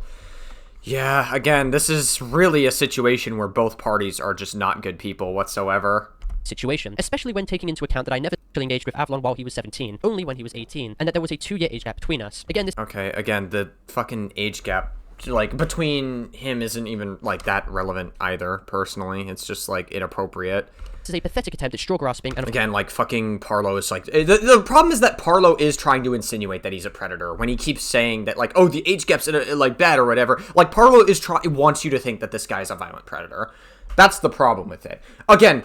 There are criticisms you can give at Wolfgang for, like, all the lying and, like, the constant changing of the narrative. And probably the Discord server thing as well. That's a little bit concerning, given that, like, a big concern with that is that, like, somebody could use an already inappropriate Discord server. It sounds to me, I haven't seen anything, like, really, really bad from Wolfgang in regards to the Discord server. Like, it's pretty fucked, but I haven't seen anything, like, irredeemable yet. Like, it does seem like he's within, like, a reasonable age range to everybody. Once I see, like, a predatory age gap, that's when I'll go, okay, this guy's pretty fucked up. Like, show me, like, Wolfgang being, like, 20 or 21, talking to, like, a 14-year-old or a 13-year-old and, like, sending them NSFW content. Then I will, you know, like, we'll get into, like, a conversation about that, I would say. Course deflection. Which, listen, man, the police are already investigating you. You don't need to give them more ammunition. And then if Wolfgang couldn't be more bad faith than he was, in the video, as well as his Discord server, he is seen directly inferring that I'm a predator due to an outstanding situation I have with the police regarding the Dupe situation. This is extremely ironic when considering Wolfgang actively defended me on this entire ordeal and knows that Dupe lied about his age numerous times. Another thing Parlo points out is that before in his original video, Dupe flat out apologized to him for lying about his age and telling others that Parlo had zero information of his true age. So, once again, why the hell is this a situation people bring up and dunk on Parlo? Of course, though, it serves in Wolfgang's best interest to be as disingenuous as possible because he's backed up against the wall. And while a lot of people told me I should just talk to lawyers instead, I didn't think the situation was that serious, and I still don't think the situation is serious enough to involve lawyers. Now, I find it painfully ironic that Wolfgang attempts to state that he would not be seeking legal action in regards to this situation, but only a few days later after the publishing of this video on the 27th, Wolfgang's at the time manager, who was extremely close with Avalon, was seen forwarding information to Avalon that Wolfgang was secretly planning to sue him behind the scenes because Avalon was coming out about what happened to him while he was underage. Wolfgang, in another instance... I mean, again, to be fair, I don't think anything that happened with Avalon would be, like, illegal, so I'm not trying to be an asshole, but, like, if you bring what happened with Avalon and Wolfgang to like an actual court of law, you wouldn't really win that in a court case. Like 17 and 21, I in most places in the world, I really doubt you would win that in a court case. You know, it wouldn't really go anywhere outside of maybe like a few spots in the US. Like, again, it just doesn't really... Like, again, you could still criticize the age gap and say, like, hey, I think that's inappropriate. Be a fucking adult and say that's inappropriate. But the problem is that Parlo wants you to think that this guy's a predator. He's going like the full mile and saying like this guy is like a massive fucking predator for what he did. And it's just like, all right, dude, we don't have to overload the narrative. Like, we get it, Parlo. You're terminally online. You have no social life outside of the internet, outside of your YouTube channel. We know you've engaged in like sensationalist predator content for your entire channel. We understand that that's like the whole basis of your whole fucking channel. Just like, dude, fucking, we get it. All right, you're a terminally online fuck. Just stop overloading the narrative. Like, there's plenty of other things you can criticize Wolfgang for instead of just like priming your audience to think that he's like a violent predator. Was seen stating that he was losing his mind over this. Unless there actually is predatory behavior that we see later. Like, I mean, the Discord server thing could be bad, but we need like, I need more than what was given. I'm not gonna lie. Like, I need more than that. To which in response, Wolfgang's manager announces that their contract between them... Like, again, I don't think we're quite at Nux Taku level just yet. Would then be terminated and officially notifies him ahead of time that they would quit their position on December the 26th. Wolfgang's manager also highlights how disgusting he was for threatening legal action to silence his once close friend and attempting to keep this all a secret behind their back in the first place. Now, after Avalon caught wind of this situation, Wolfgang decided to blacken out his profile picture and, of course, start sympathy baiting. He completely backtracked after realizing how terrible this would make him look optically, and he acknowledged that he screwed up completely and then states he just wants to be left alone, which is extremely ironic when considering three things. The fact that 1, he instigated the entire situation to begin with, 2, complicated matters even further with his response video that was completely embroidered with lies, and then 3, attempted to sue the person he behaved inappropriately with when they were a minor. As your once close associate... Again, I don't care about that. Like, the age gap doesn't matter. I don't care. Like, I don't know how many times I have to say this to this fucking terminally online freak. It doesn't matter. It said, Wolfgang, you are not the victim. You never were, and this was all the product of your own actions. You have no one else to blame other than yourself in this entire situation. Why were you threatening to sue Avalon if you've got no clue what I'm talking about? No, that's not a lie. Why do you think I've been offline for a bit? No, you know what I'm talking about. Going forward with that. You're still going forward with you are suing Avalon. I'm consulting people right now. I'm looking at my options. A few days later, of course, Wolfgang goes back onto livestream on this time Cope and Sieve ran by Becker and actually admits that he's re-instigating the entire situation and that he's currently looking into legal options to deal with Avalon once again, showing that not only... I mean, yeah, because Avalon's threatening to sue him. I mean, it makes sense that he would go for legal options and change his mind about it. Like, it's not really a contradiction. Is he extremely erratic and inconsistent. Again, I don't think Avalon is really going to have a chance with this court case. I'm not trying to be an asshole, but, like, again, this 1721's not really going to go anywhere in the world, really. Unless, like, nudes were sent. Like, if Avalon sent nudes of himself, then that would be a problem. Then I could see, what's-his-face, Internet Adjacent getting in trouble for that. But, like, again, there's, like, Romeo and Juliet laws everywhere in the U.S. where Internet Adjacent is in. So I doubt he's really gonna... And considering they probably never met in real life anyways, the police will, or the court will probably look at that and go, yeah, this is probably not that big of a deal. So I doubt it's gonna really go anywhere legally, truthfully.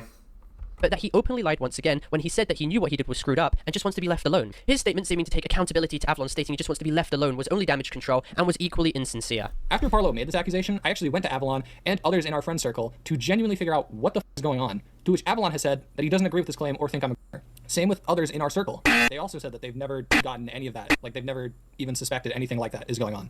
Like I said, Parlo... Yeah, okay, so he does lie, clearly. I kind of took... Again, I took his word for it at the time because I was like, you know, Parlo is a very bad faith actor.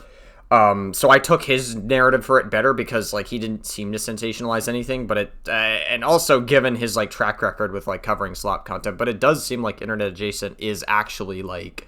a legitimate fucking, like, really bad faith person. Wow. Made this claim. Never really knew that. But was going to drop it after Avalon put pressure on him. I also find it interesting that Wolfgang cannot provide in his response video one single instance of me stating that I was going back on my claims, or Avalon was pushing me to drop this claim. This is because Wolfgang is a habitual liar, and he relies on the ability to make unsubstantiated claims in hopes there is no pushback derived from it. Obviously, his claim is completely untrue, and Avalon himself attests that he never pushed me to drop the situation. But one of the most telling instances, which can be used to debunk Wolfgang's own words, was when he was on the Cope and Sieve livestream. He was basically confronted on this exact same point, to which in response he fails to provide any evidence that Avalon pushed me to drop the point, with him instead subtly conceding that he lied when he admitted, yeah, very quietly. What followed was him going completely silent and then abruptly leaving the call and leaving the Discord group chat, to sidestep admitting that he was ultimately wrong. Here's a clip. You also lied about the fact that Avalon is apparently trying to push Parlo to be able to remove Parlo's claims about you and Avalon from Parlo's video. That was what he told me. That's not what he told you. I've seen the DMs. You asked him to speak to Parlo about it. Yeah, and then he was like, said, I'll "Sure." see if I can get something in the video about it. The way you framed it in your video is as if Avalon really wants Parlo. He's really been trying, I believe, is exactly what you said. He's been trying to get Parlo to remove this from the video. Because nobody wants him to talk about this. It's not true. You asked Avalon to pass along a message to Parlo. True or false? It was a mutual discussion. It was not, because everybody's seen the DMs. Okay, he's obviously dodging the question that Dickers asks him. Wolfgang, please engage with the fucking question. Like, Jesus Christ. You ask him, true or false? You ask him to pass along a message. Again, I would never really go on any of these people's streams, to be honest. I would never see myself doing it just because I don't really engage with most commentary people. I mean, generally speaking, I think Copenseed and Dickers are, like, fine. But, like, there's a lot of people in this sphere that I don't particularly enjoy, to be brutally honest with you. I'm just not the biggest fan of commentary community stuff. But, yeah, obviously there's going to be some overlap when I'm doing drama shit. Yeah. True or false? That's true, right?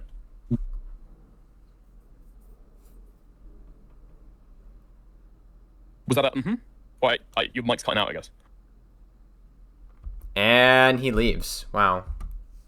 Oh, fuck. Did he just run? Is he done? Are we... dude. He left the group. That's interesting. Bro.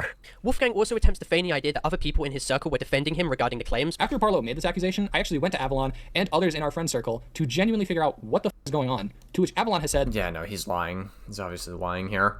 ...that he doesn't agree with this claim or think I'm a liar. Same with others in our circle. They also said that they've never gotten any of that. Like, they've never even suspected anything like that is going on. But once again shows no evidence of this whatsoever. And oddly enough, every single friend involved in these circles actually called him out privately and completely cut him off, so that's yet again another lie. Not only am I confused on where this accusation is coming from, but even the person I allegedly groomed Avalon is not on board with this. And Parlo wasn't originally until his channel got terminated. That's right, I've been told behind the scenes that Parlo was planning on not even including this when this whole thing went public, but also that people had told him to drop this behind the scenes and he considered it, but after his channel got terminated, he just went ahead and decided to call me a or something, so yeah, now we have to respond to that. Parlo made this claim, but was going to drop it after Avalon put pressure on him, but is now using it again because Parlo has the biggest victim complex in the world. So if people don't believe I'm a racist because why the fuck would they? This guy's been lying. I mean, I agree. That part's true. Like, Parlo does have a victim complex. He thinks that he's the victim of everything. Whenever he gets, like, insulted online, he has to go on a fucking rant and, like, write a bunch of shit online about how that person's false or whatever. Like, Parlo is, like, a legitimate he does have a victim complex. That's, like, the one probably truth that he did tell here. But yeah, everything else he's telling here does seem to be, like, some sort of lie, for sure.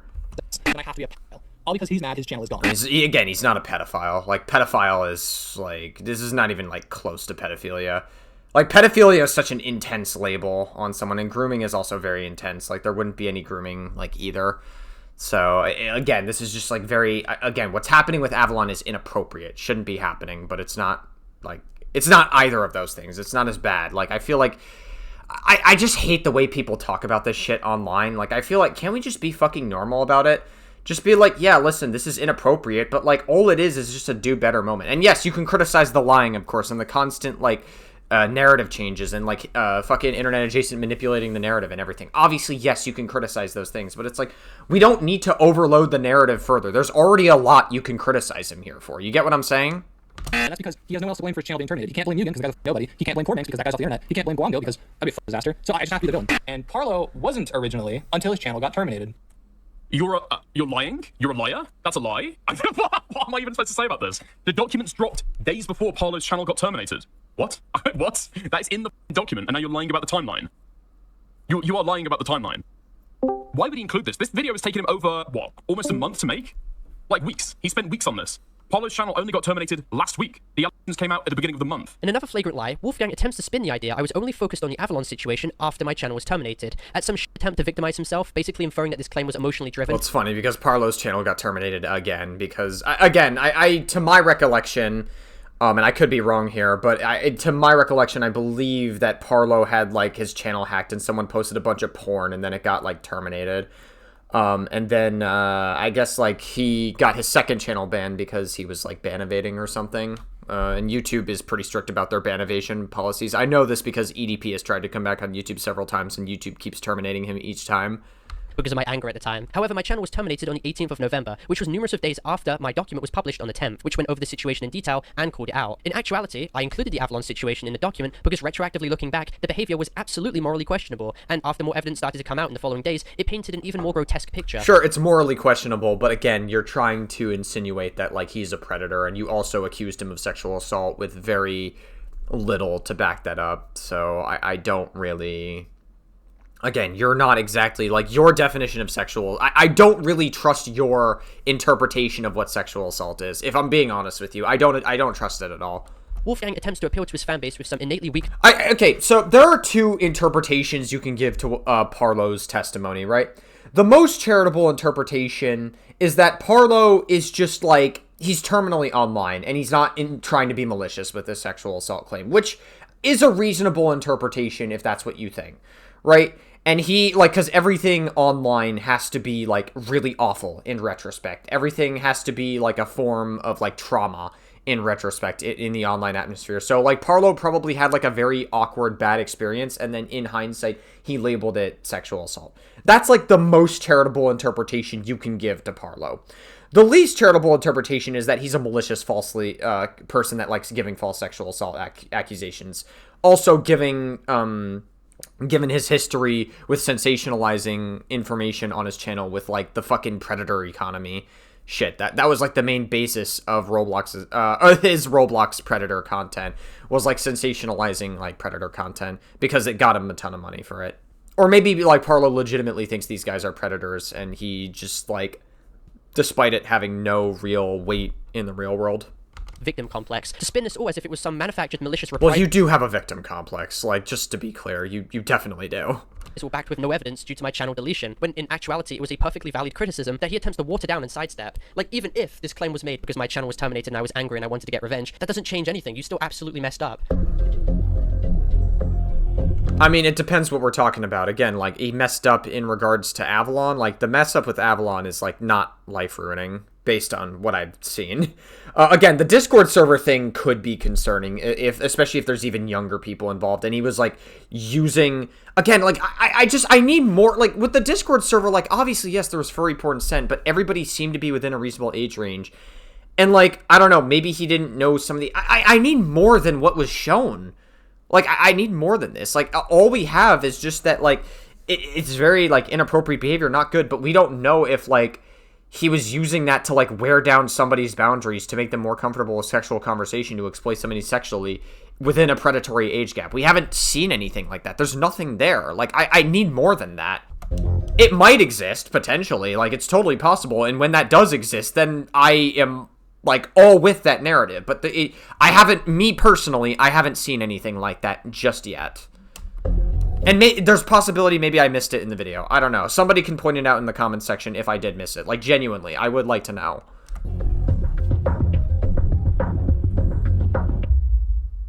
Now, this is going to be the most vulnerable and personal part of this video. Obviously, when it comes to situations like this should be approached with the maturity and respect that the topic deserves. And yeah. You hardly ever do that with your content, but sure. Yeah, you got it, kid. For numerous reasons, I'm going to try and cover the main aspects of this situation without running the risk of oversharing again. Obviously, as I mentioned earlier, similar to what Quite had to do, in this portion of the video, at certain points, I have to be... I don't really think you're anything like Quite, if I'm gonna be honest with you. Like, you're trying to be like Quite, but you're not. I don't think you're anything like him. Fully transparent about embarrassing details because it serves as crucial context to corroborate my side of the situation. Wolfgang has been caught in numerous lies and contradictions with his recollection of what actually happened that I feel is imperative to share, especially with his pattern of lying and backtracking when it comes to him recounting consent, in respect to my situation and to what he did on call with Avalon as well. Now, to add credence to Wolfgang's history of lying and twisting the narrative when it comes to consent, on the infamous livestream of Himpleton on the 4th of December, Himpleton pressed Wolfgang on whether he had expressed consent to engage inappropriately on call with both me and Avalon. Wolfgang replies that I said yes, but follows up with the fact that there was potential Avalon did not give his consent, but that he was just not aware of that, which is extremely interesting to take into consideration because Wolfgang essentially admits that he did not get the clear consent of Avalon. He distinctly remembers me saying yes, but subtly concedes that he does not remember Avalon conforming. Did you on a call with Avalon and Parlo? Yeah. Okay, well, that's inappropriate. Again, considering the fact that fucking Avalon is, yeah. I mean, again, it's an inappropriate age range. It's again, I do think it's inappropriate. Shouldn't be happening. But, like, again, do better. That's all. Did you ask for consent to do that? Yeah, I mean, I was kind of wearing a pretty revealing outfit at that time in the group chat. You were wearing a what outfit? Were you on, like, camera masturbating? Like, what's happening? And you directly asked, can I talk? I was like, yeah, you guys okay if I do this? And they both said yes. I know for a fact Parlo was fine with it. He didn't say anything about Avalon. That is concerning. I don't. I mean, there's potential Zillow wasn't, but I was not aware of that. When he was pressed about this ordeal more, Wolfgang then changes his position and states that Avalon actually stated, in a disinterested tone, but still affirming that Avalon was okay with it, which is not what he recounted in the first instance of him being confronted. But if he had said yes initially, wouldn't Well, he didn't say anything in regards to Avalon. Again, he could be lying about it. He's been lying a lot, but still. Be the first thing that you let off with? Yeah. Why didn't you lead off with that then? Why'd you lead off with he might have not been? Oh yeah, because he's lying. That's why. Yeah, that's he's lying. Basically, he's like, yeah, he's lying. Okay with it. Because I mean, I'm just trying to take an objective look at the situation. Yeah. Okay. I don't know about that one. That's yeah. I don't know. There's a. But I mean, don't you agree that him saying yes would have been objectively what happened if that was true? Yeah. So is it true? Or did he just not say anything? He was fine with it. But did he say yes, or did he not say anything? It was kind of like a mix of it. It was like, hey, do you guys mind if I do this? And he was like, eh. It was kind of like disinterest in general.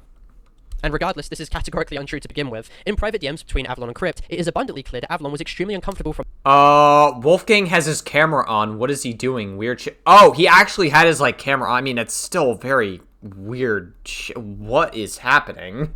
Like, that is still very fucking weird. Like, again, I still think that the age gap's inappropriate, but it's not like, you know what I mean? Like, it is a weird thing to experience, I will say. Like, I wouldn't doubt Avalon felt very awkward about it, for sure. The situation while it was happening, and I distinctly remember him playing Battlefield on call to, of course, preoccupy himself, to which he's attested to as well. Avalon did not give his express consent, and Wolfgang has no evidence of this whatsoever. This is a crystal clear example. Yeah, it's not good, for sure. It's definitely, like, extremely inappropriate. It does, I am erring on the side of it being, like, true, because I don't think Avalon himself is, like, the only person I really trust is Avalon at this point. Like, again, Avalon is still very young at this point, but, like, even, somehow Avalon is somehow, like, the most mature person out of all of you motherfuckers. Example of Wolfgang openly lying and backtracking when it came to him recounting whether he received consent to engage with someone, and this is a pattern which will be seen repeated numerous times going forward, because keep in mind, Wolfgang has openly admitted to being a pathological liar. Like my best man, alright? So if you're trying your best and you genuinely cannot help yourself except lie, right? Would you consider that pathological?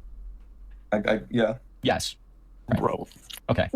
Now, in respect to my situation, both me and Wolfgang initially got into contact in regards to the DA Games drama in late June of 2025. We corresponded for a while about separate commentary drama situations until around September the 16th, when we started to engage individually. Now, this dynamic continued with us wanting to meet at some point in the future, and after speaking with our mutuals, we decided all collectively to go to London with the planned date starting from October the 11th to the 15th. Wolfgang initially arrived in the UK at 9 PM, and reached the location of the Airbnb in London just before 11. Now, when we eventually met with Wolfgang, I was completely disengaged due to his abysmal personal hygiene, despite— Okay, that's interesting.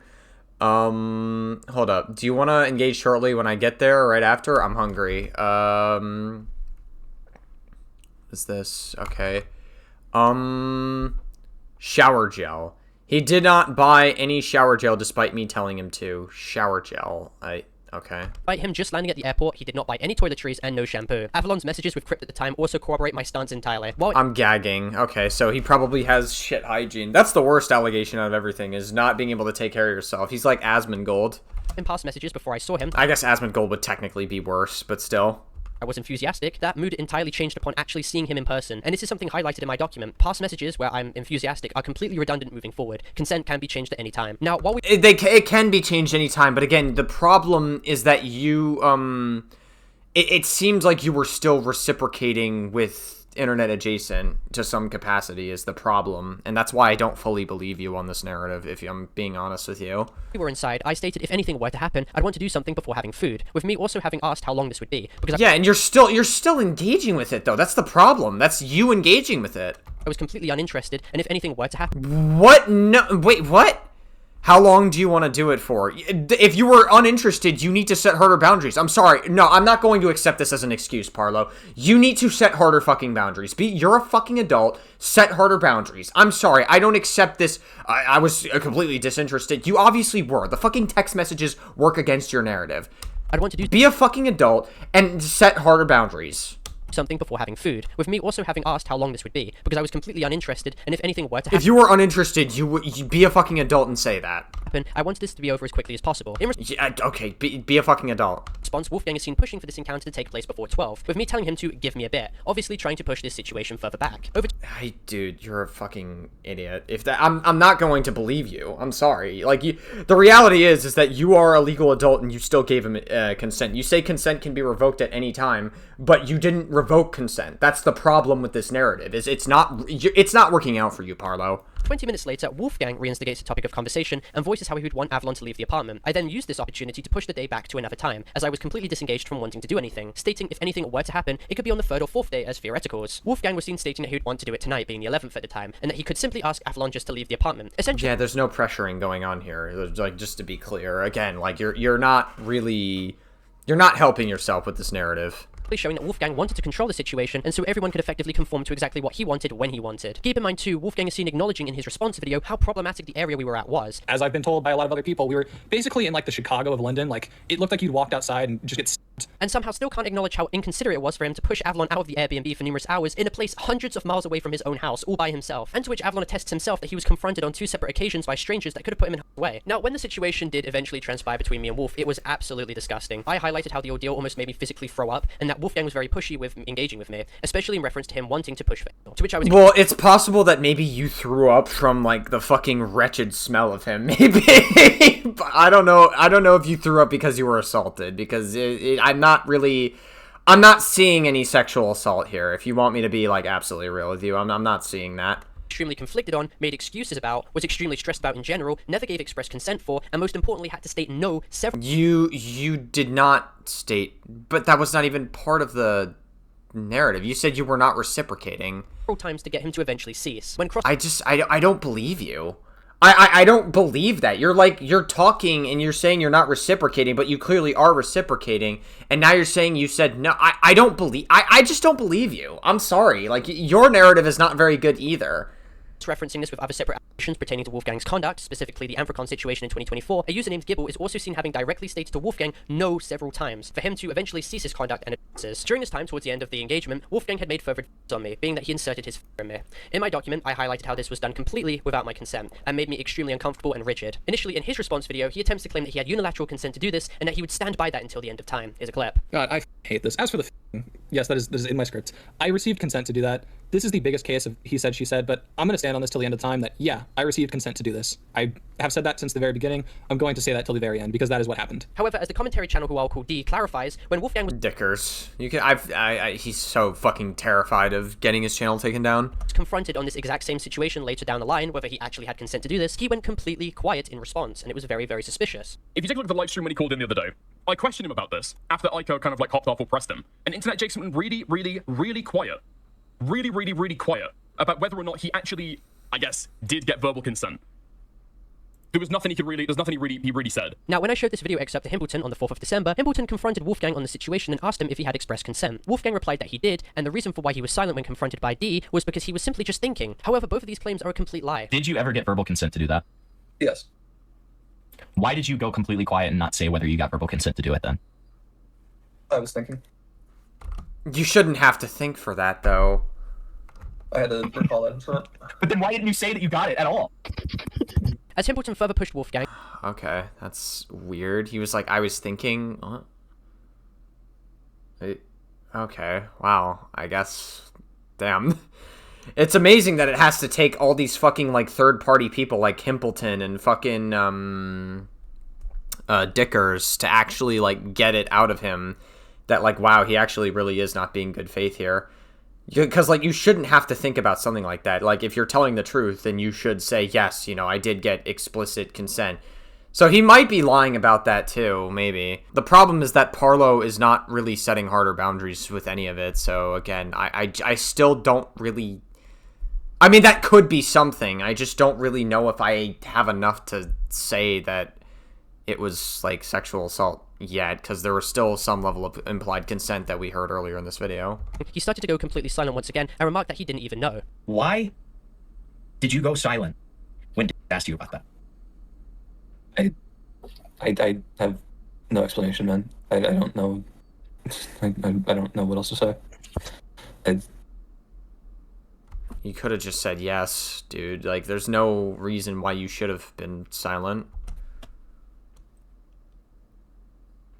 I don't know what the fuck is happening anymore, man.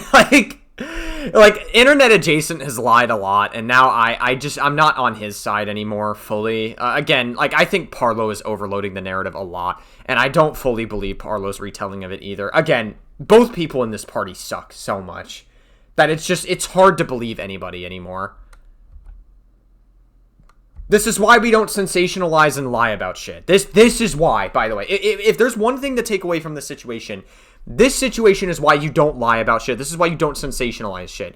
It makes it very tough for any side to be believed. And right now, I don't believe either Parlo or Internet Adjacent right now. That's just where I'm at right now. Okay.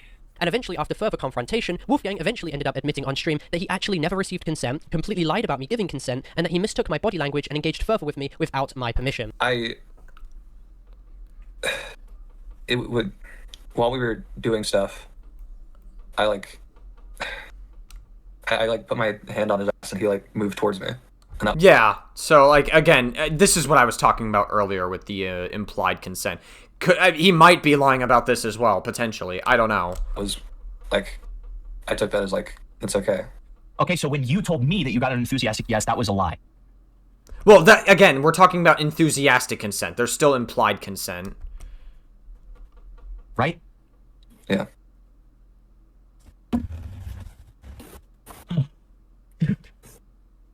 Oh. This is, once again, yet another example of Wolfgang being caught openly lying about someone giving them consent, when in actuality they did not. The following day... Well, again, there's still implied consent. You still didn't The problem is that you're not fully elaborating on that.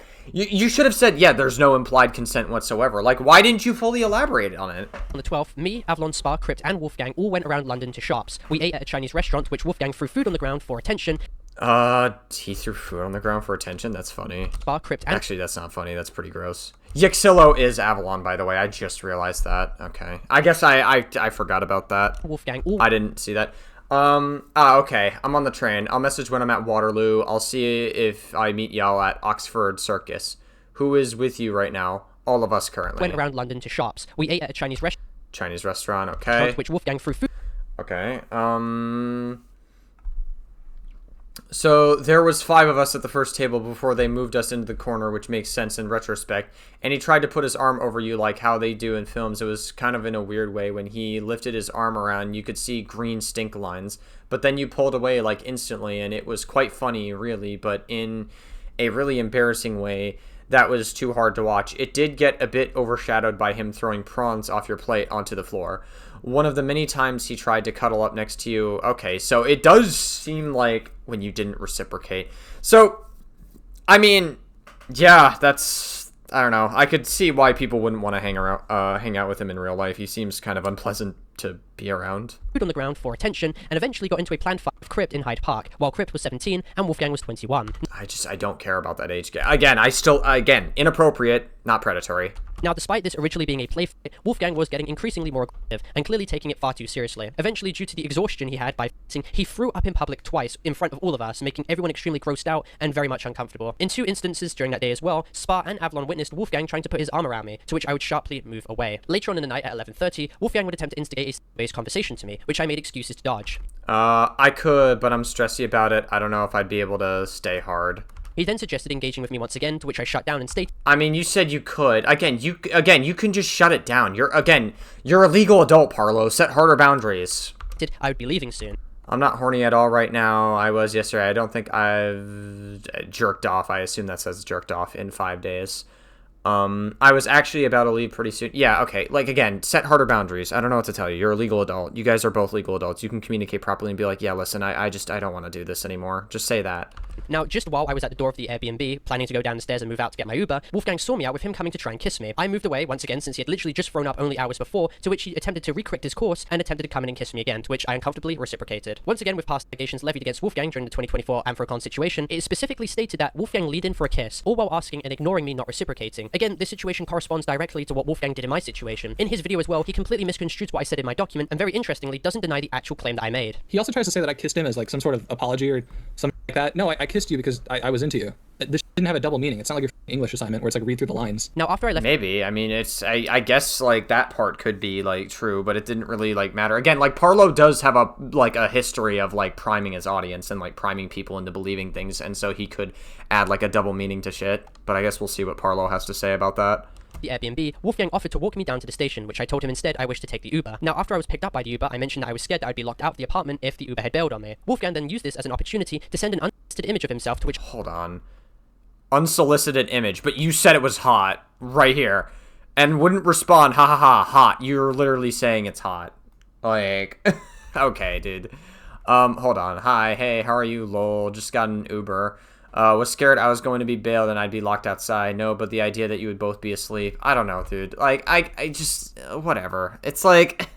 which I loosely responded to. I then follow up with an excuse. Whatever, I don't care. Like, honestly, like, you're obviously reciprocating and you're not, again, you're still, in a weird way, like, you're kind of, like, leading him on in the sense that you're, like, engaging back with him as well. So, like, I'm not really, like, accepting this as an excuse. You need to, again, Parlo, you are a legal adult. You need to set harder boundaries. Like, you're 19, 20 years old. It's time to set firmer boundaries, my guy. Like, I get that you're a young guy, too. I understand you're still learning shit, but you are also a legal adult, and you need to set harder boundaries.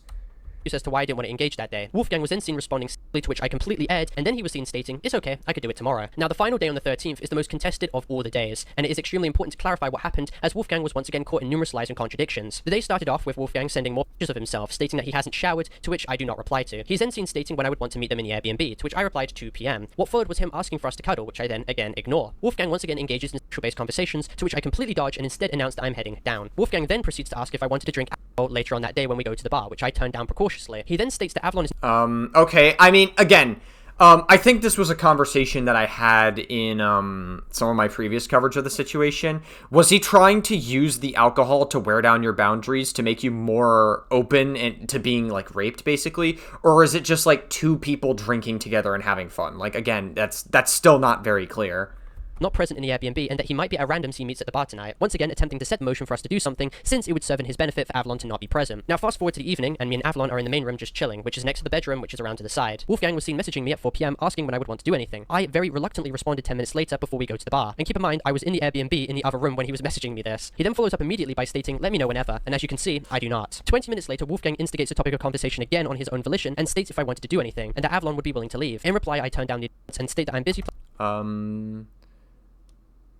I mean, yeah, okay, so finally, you said, I want to chill for now on MC. Yeah, so this is finally you setting a harder boundary, and he's like, alright, okay, there you go. This is one of the few times you actually, like, set good fucking boundaries. Playing Minecraft, to use it as an excuse to defuse the situation.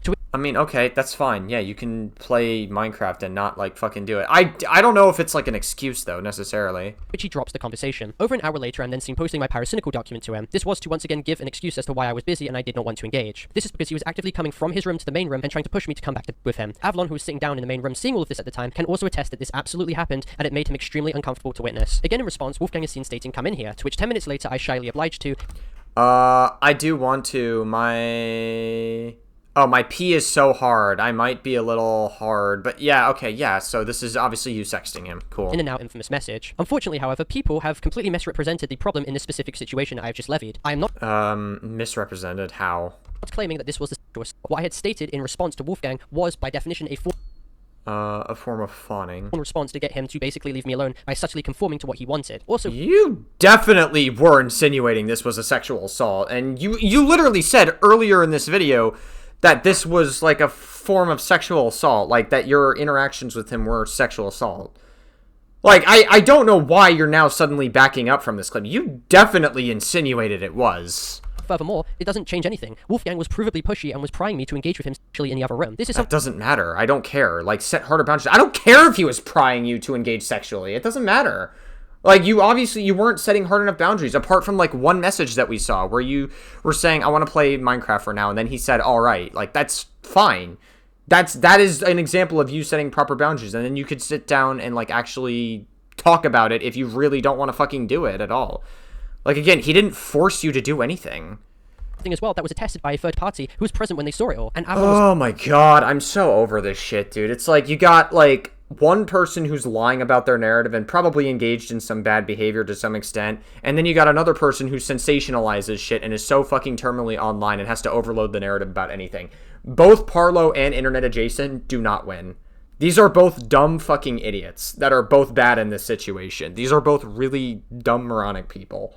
So uncomfortable from Wolfgang's responses to me that he left the Airbnb. I walked in and out of the bedroom because my phone was in the bedroom charging, and it was the only outlet that worked. Yet I still wanted to hang out with my friends in the other room, so I was going in and out of the bedroom. I would say when I was going in and out of there, but it was just to let them know. Parlo was saying the only reason I possibly did this was to peer pressure him, which is just wrong. But to say I was like a trying to allure him in there is just like false. That wasn't my pure intention at all. That was the only working outlet for my phone, so I literally had to go in and out of the room. In his response video and even initial document, he attempts to leverage a false alibi that he was consistently coming in and out of the room because of his phone charger. However, he is seen subtly admitting in his response video that his intention was also to lure me into the other room with him too. Was I hoping at one point he came in there with me? I mean, yeah, like a little bit. This point gets further denigrated when considering his private messages with his ex-mutual buyer. In these messages, Wolfgang was seen directly telling them at this time that he was trying to get me to cuddle with him. Oddly enough, however, he had selectively removed this message, but not quick enough as thankfully it was archived. At first, in a commentary YouTuber's livestream, Wolfgang attempts to claim ignorance that no DMs were removed. However, later he ends up conceding that he did delete the message. Have you deleted a DM? No, I did not. Oh. Because why would this person say, take it easy, after you'd said 6 hours before? That sounds fun. I don't... Unbelievable, dude. Holy shit. Okay, it seems pretty clear here that you have just gone back and deleted a message, right?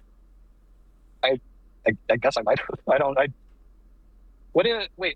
Very meticulously, by the way. That was the one single message deleted. Wonder why. This message is extremely important, however, and this is because it proves his intentions clearly. The charger alibi is a complete lie, and as attested by Avalon, who was present during all of this, and Wolfgang's at the time message, it was abundantly clear that he was trying to push me to engage with him in the other room. There was fundamental. I mean, it doesn't matter if he tried to like push you to engage sexually. The problem is that you were still engaging with it to some capacity. Even if he deleted some like proof here, which also makes him look worse in this situation, sure.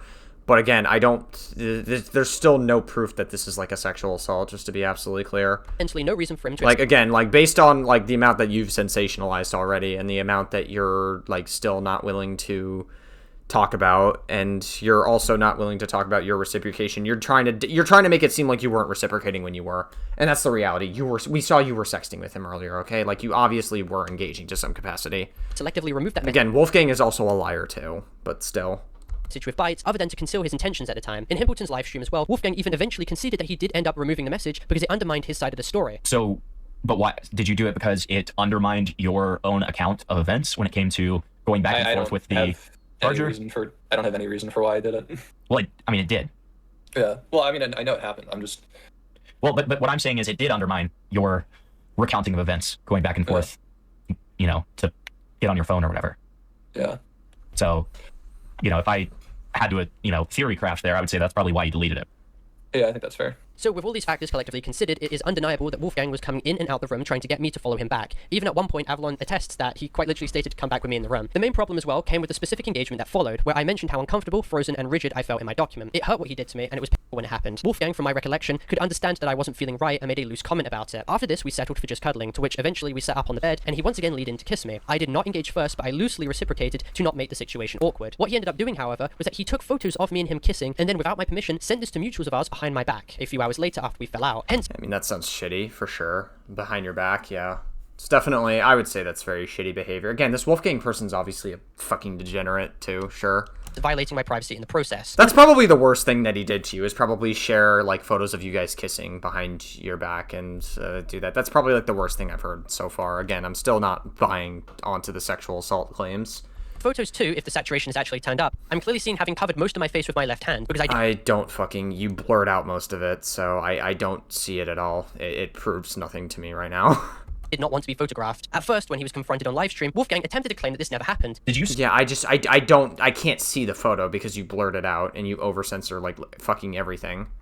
Send the picture of you making out with Parlo to other people? I do not believe so. I absolutely don't. I can't think of a single person that I would have sent that to. If there's an example of me doing it, then I'll apologize for it, because, yeah, that is... But, how do you not know? That is a good question. How do you not know that you would do something like that? You obviously would, but if you claim that you wouldn't know, that's probably code that he's, like, trying to downplay it. I wouldn't remember something like that. That's why I'm saying... Yes, you would. Get the fuck out of here. He's lying here, too. Oh my god. He actually is, like, a huge fucking liar. It's actually... The amount of lies he has told here is insane. Oh my god. Listen, I will say, I do have a 180 on my perspective with Wolfgang. I thought Wolfgang was, like, good faith. I gave him the benefit of the doubt in my second reaction to the situation. But I do have a 180 on my perspective on that now. Like, I actually don't think he's telling the truth anymore.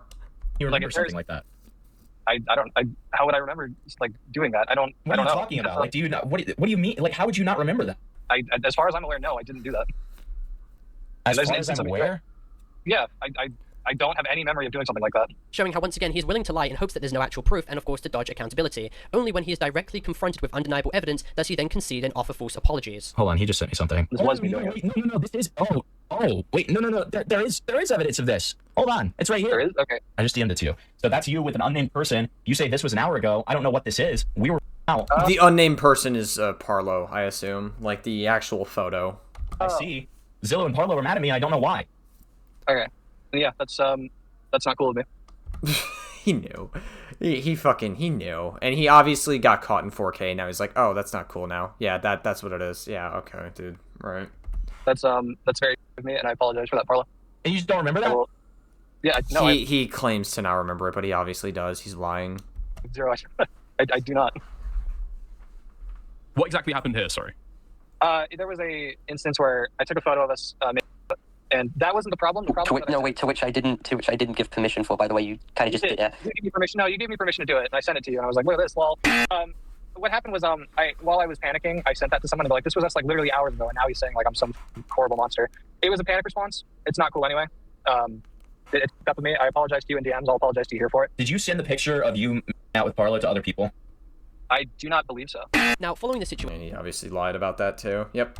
Avalon came back to the apartment and we all planned to go to the bar. Just before I entered the shower, I distinctly remember asking Wolfgang who should go first. This is something that Avalon, who was in the adjacent room, can also attest to hearing. What I meant when I said this was that I simply did not want to go in the same shower as him. I mean, it's pretty obvious. Instead of replying to this, however, Wolfgang still proceeded to allow himself in. What followed was me not making eye contact the entire time and being extremely uncomfortable while this completely gross, vile situation occurred as my privacy was completely invaded. When I went out the shower, Avalon saw what happened when I walked out the bathroom, not aware that both of us were in there at the time until I came out, to which, when he immediately clocked on what happened, he left the apartment because he was extremely uncomfortable. Now, after Avalon had left, I started to cry and panic, wondering if I personally upset Avalon in the process, as I personally felt extremely bad for him when Wolfgang would push him to leave the apartment. It was extremely inconsiderate. Avalon at the time didn't respond to my Discord messages, and Wolfgang tried to hug me, to which I didn't engage with due to everything he did, making me feel extremely sick. What followed was me having a mental breakdown, and when I confided with Wolfgang about the situation and I finally let it loose that I simply was not interested in him, which I was extremely scared about doing in the first place, he completely blanked me and ignored me while I was on the floor crying. Eventually, Avalon messaged me to meet him in the station, and after we spoke and confided about what happened in London, we came to terms about the gravity of what was taking place. We were both extremely uncomfortable with the situation and with what had transpired, so after a couple of hours, we went back to collect our items from the Airbnb and then went back to mine. Now, due to our personal safety, we were anticipating that literally anything could happen. It was extremely unpredictable and a volatile situation, so we tried our best to not engage with Wolfgang when we were collecting our items in the Airbnb. However, he was unfortunately woken up and attempted to instigate conversation with us, asking what happened. Avalon was extremely hesitant to speak, so he didn't say anything. So in order to catalogue the situation in case anything unpredictable happened, I recorded for my own safety and engaged in conversation with him. Also, Parlo has said he never intended for the situation to go public. Then why did you record me that night? You've been very against going to the police with this situation, so what other reason would you have for recording this? You seem to try to say me talking to commentary YouTubers is the catalyst for this, but I don't think that's really true at this point. I think you were going to do something. I think that's really true at this point. I think you were... What? Are you f***ing high? Are you f***ing high? Because Parlo was going around and recording shit. He's the reason why it ultimately came out. No, those points don't connect at all. Just because somebody's collecting evidence does not mean they're the reason that it came out. This guy went public first. No, Internet Jason is the reason why this went live, and I don't know why he's trying to shift the blame over to Parlo. Now, this has been maliciously twisted by Wolfgang and other people into the idea that since I had this recorded, I had some ulterior motive to release this on my own volition first. This is a complete lie, and he knows it. He knew that I did not want this situation. I mean, I will say, like, you recording does, like, signal to some capacity that you thought that maybe this could come out publicly at some point. You wanted something. I don't know, man.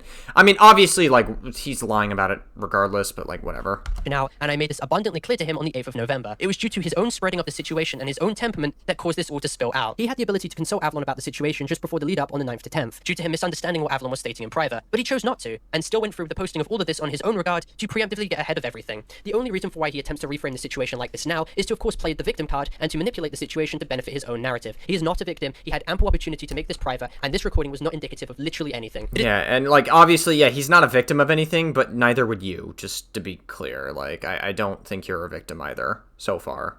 It's even more telling in his video when he plays the audio recording, but selectively crops out the portion to do with the shower situation. I find it very telling on why he would do this. Not only can Avalon attest to my side of events, but also in the recording, specifically in the portion that he does not include, when I confront him about his actions during the shower situation, he apologizes. He doesn't deny, he doesn't make excuses, and he certainly did not mean, I'm sorry you felt that way. Regarding the shower stuff, I was like saying about like, do you want to have a shower first before, after me? I'm sorry. Now, in Himpleton's live stream, Wolfgang attempts to make excuses. Oh, that was also cropped out. Oh, whatever. I don't feel like digging it up. The situation's already, like, convoluted as is. I mean, he does sound like he's saying I'm sorry, but, like, it is, like, immediately cropped out, like, right after.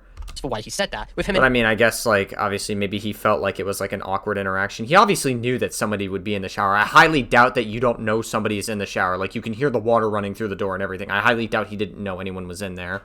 Initially stating that the portion he cut out was quote-unquote not relevant. He even attempts to claim that in the recording, he only apologized because he meant sorry you felt that way. So in your response video, when you play the leaked recording of Parlo, why did you crop out the part where you apologized for the shower incident?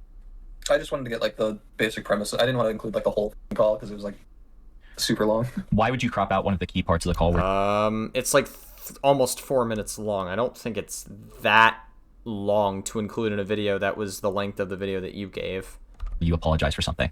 I apologized for if I made him feel that way, but I know the whole thing was, like, I barged in the shower with Parlo, but that's not what happened.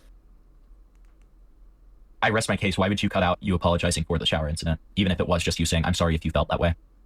Because I didn't feel like it was relevant, I guess. And how is it not relevant?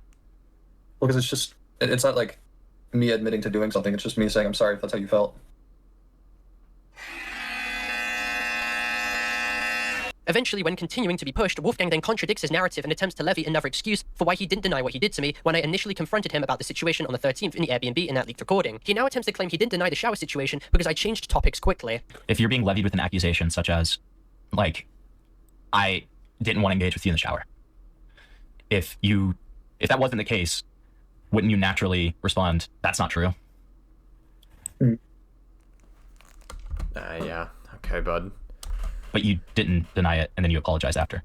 I said I was sorry if you felt that way. He's certainly not fucking helping himself with the sexual assault narrative on these, like, calls. Like, obviously, like, I still don't have enough to say that it definitively happened, but I will say that Internet Adjacent is really not making it easy for himself when he constantly makes, like, these subtle concessions. It does sound like he's like, it's like, whatever, man. Like, okay, I don't know. You're not exactly helping yourself. But you didn't deny it, correct? I didn't have time to because he switched to a different topic almost immediately. Okay, bro. It's just like, get the fuck out of here. Like, alright. Because it was like the shower thing, and then he moved on to something else. When the recording is eventually played on Himpleton's stream, it's clear that the topics were not changed very quickly, and even Himpleton states that it is clear that the sorry was not a I'm sorry you feel that way, to which Wolfgang goes completely silent once again, and subtly says Himpleton wasn't wrong for that claim. However, once he's pressed again, he then completely contradicts himself, backtracks, and doubles down. Regarding the shower stuff, I was like saying about like, do you want to have a shower first before, after me? I'm sorry. And then regarding like... That was just I'm sorry. That wasn't I'm sorry you felt that way.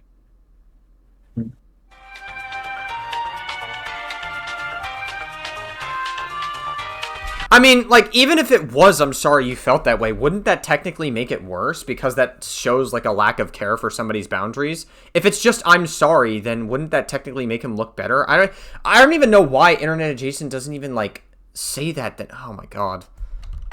He's really not, he's not doing himself any favors.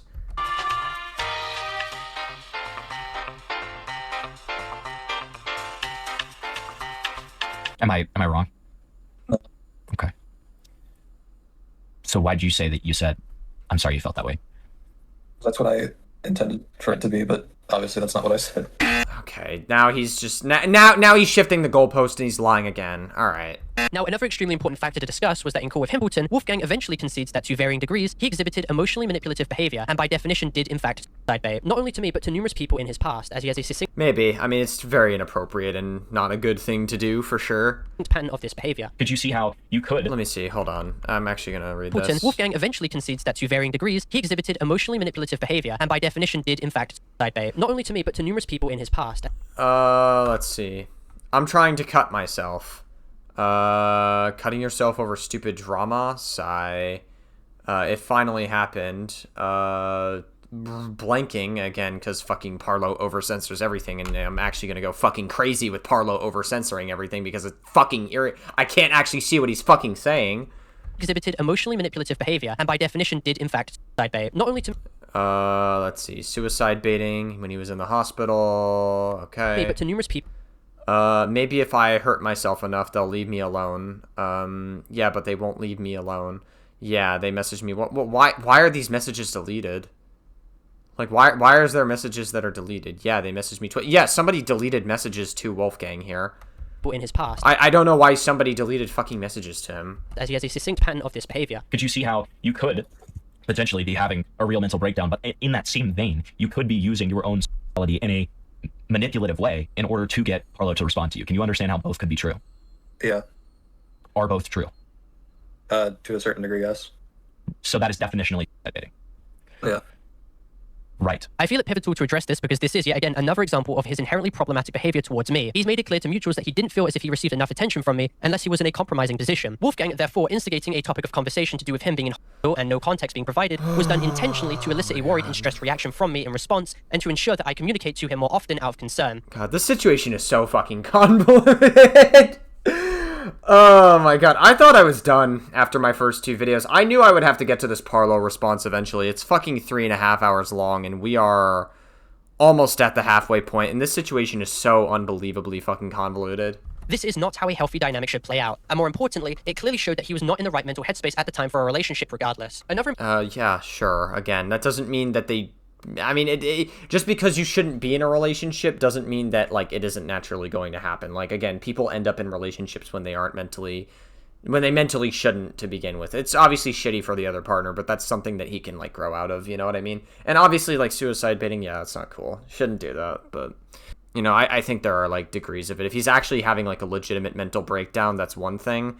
If he's trying to use that to get what he wants to make sure that he gets something out of it, then that's obviously, like, different for sure. It's definitely not good to be doing. Shouldn't be doing that whatsoever. Situation to address was when Wolfgang was actively called out in February 2024 for requesting and allegedly receiving a image from a 17-year-old when he was 19 turning 20. Well, okay, just to be clear. Like, sexual images, like, yeah, obviously, like, legally, there might be an issue, but if they're within a reasonable age range, 20 and 17 or 19 and 17, I don't care about that age gap. I don't even think those age gaps are inappropriate. Even with, like, the 21, 17-year-old, I could see, like, yeah, that's inappropriate.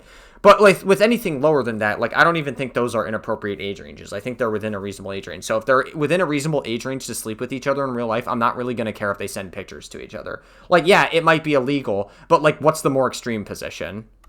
He claimed that this was not true whatsoever and that nothing illegal happened. Now, this entire notion that he never committed a crime was once again a complete lie. If you actually look at his DMs with this furry cop, they literally tell him to not let anything that was sent in those DMs slip out, and that Wolfgang should not share anything he received with them, to which Wolfgang states that he won't even save what it is on his phone. This is a very interesting self-report because it is incredibly easy to discern that they were clearly referencing to images here that Wolfgang received from the person that he was dating with at the time. Furthermore, Wolfgang... I don't really care about it, personally. They're within a reasonable age range, so this age gap...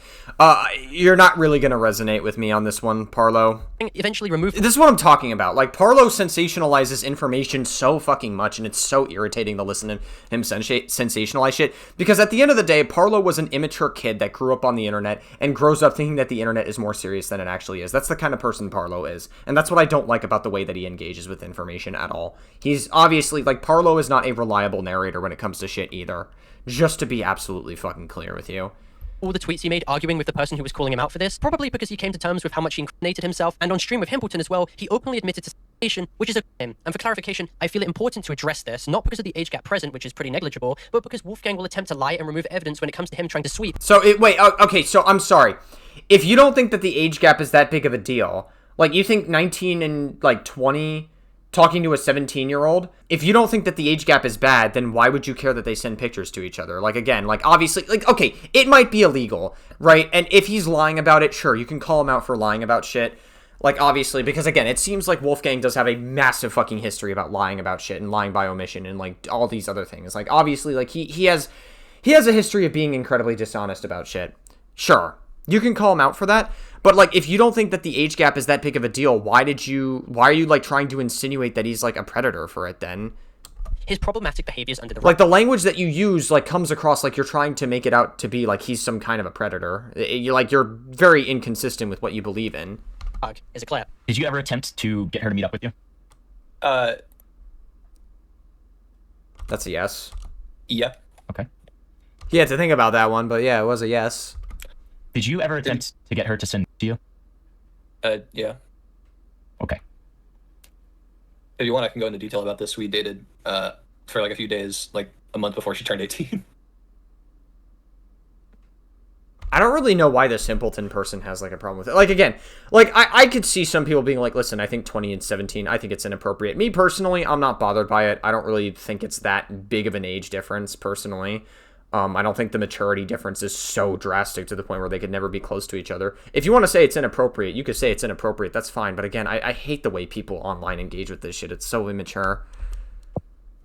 But you were attempting to get this from her when she was 17, correct?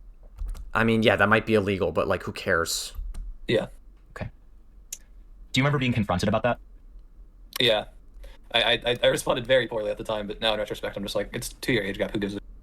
Well, it is still under federal law. I mean, yeah, again, it might be illegal. And listen, if Wolfgang gets arrested for it, that's fine. Like, I don't care. Like, he can get arrested for it. It doesn't matter. But, again, like, morally, I just don't really care. If they could...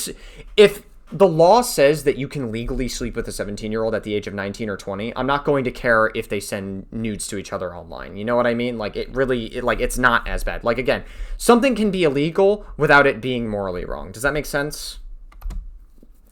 I'm not saying you should do it, by the way. I'm not saying you should send nudes online to each other, but I'm just, like, I'm also, like, trying to give a little bit of a nuanced perspective. Like, it's not so black and white. You know that, right? Okay. How did you respond to it at the time when you were confronted about it? I was just like, no, that's not at all how that works. Didn't you cite the Romeo and Juliet law? Yeah. Mm-hmm. And then, I mean, yeah, there's like Romeo and Juliet laws like everywhere in the U.S. Like, again, like it's not illegal if they slept with each other in real life, but again, if they send nudes to each other, that could still be illegal under child porn laws. And like I said, if internet adjacent gets arrested, that's fine. When it was explained to you that that's not how it works, and it's still, what was your response? I have no idea. I don't remember. This was like 2 years ago. You disagreed. Now, I think with everything laid out, it very much brings into question Wolfgang's entire recounting of any situation, especially the shower situation, as he was willing to omit crucial aspects of the recording out of his response video and then subtly admits on stream that he apologized, not because he was sorry I felt that way, but because what he knew he did was fundamentally wrong. Regarding the shower stuff, I was like saying... Okay, so wait, Parlo, I don't understand you. 1 minute you try to insinuate he's a predator, for going with minors, which when the age gap, I haven't seen a problematic age gap so far. You 1 minute try to insinuate that he is, and then another minute you say that the age gap is negligible, which, okay, yeah, that I tend to agree with, and then you immediately after say, oh, what he did was fundamentally wrong. Okay, Parlo, which one is it? You're inconsistent. You're being fucking inconsistent with what you believe in. Like, say what you actually fucking think about it without being, like, fucking scared to get canceled or whatever. About, like... Not that you haven't already been canceled at this point. Do you want to have a shower first before, after me? I'm sorry. And then regarding, like... That was just, I'm sorry. That wasn't, I'm sorry you felt that way. I still think if he said, I'm sorry you felt that way, I think it would almost be worse, because, like, he's being negligent of, like, how he felt in that, like, awkward interaction, which did seemingly happen according to that recording. The fact that this current narrative has been warped to Parlo lied about being sexually assaulted and that Wolfgang was innocent is categorically false and a complete lie. And I still don't believe that you were sexually assaulted. If you want me to be honest with you, I still am not fully sold on sexual assault. I haven't seen anything convincing enough. If you want me to be, like, real, I'm sorry. I am not convinced that you were sexually assaulted. Sorry. I don't really, I haven't seen anything that would lead me to believe that. Obviously, like, maybe, like, the lying could obviously add up to him being less credible with it, and maybe there is a world where maybe it could have happened, but I am not convinced. With the numerous inconsistencies that Wolfgang has been caught in and that have been highlighted in this portion of the video, as well as his incriminating admissions, I have made my case very clear in this regard. Both sides of this situation are fundamentally flawed in our own regards, but in no way is my situation comparable to what Wolfgang has actively been caught doing. You cannot fundamentally conflate my situation to what Wolfgang has admitted to. It does a disservice to other victims of sexual assault in the process. If this situation is... I don't really think you're a survivor of sexual assault, though, but okay, whatever you say, Parlo, I guess, if you say so. Consistently ridiculed, watered down, and belittled, and furthermore, in the process of making crude jokes about this situation, you're allowing Wolfgang to weasel his way back into the community and potentially harm more people in the process as well. Wolfgang has to... Maybe. Again, if he actually did commit sexual assault, you have done a terrible job of proving that he did commit sexual assault if he actually is guilty of it, just to be clear. be held accountable for what he did. Wolfgang has shown that he's extremely irresponsible with his platform and that he is openly and maliciously willing to lie for as many weeks as possible, only conceding when he is backed into a corner. This is not someone who deserves an audience of people who believes what he says, because he has proven that he is willing to actively deceive tens of thousands of people, completely malign me as a liar, and completely warp the situation to benefit his own twisted narrative when he was in the wrong the entire time and he knew it. He was willing to lie for literally 3 weeks in the process. Unbelievable. Right. IA has admitted to basically everything. He's admitted to Himpleton for not only lying to you, to all of us, which it is what it is. We all knew this, but also just lying about consent, which was the whole crux of everything. Was the whole crux of everything. He kept he sat here yelling at Parlo, at Parlo's lowest points, being like, "You did consent," and then he's like, "Oh yeah, guys, I really never got it."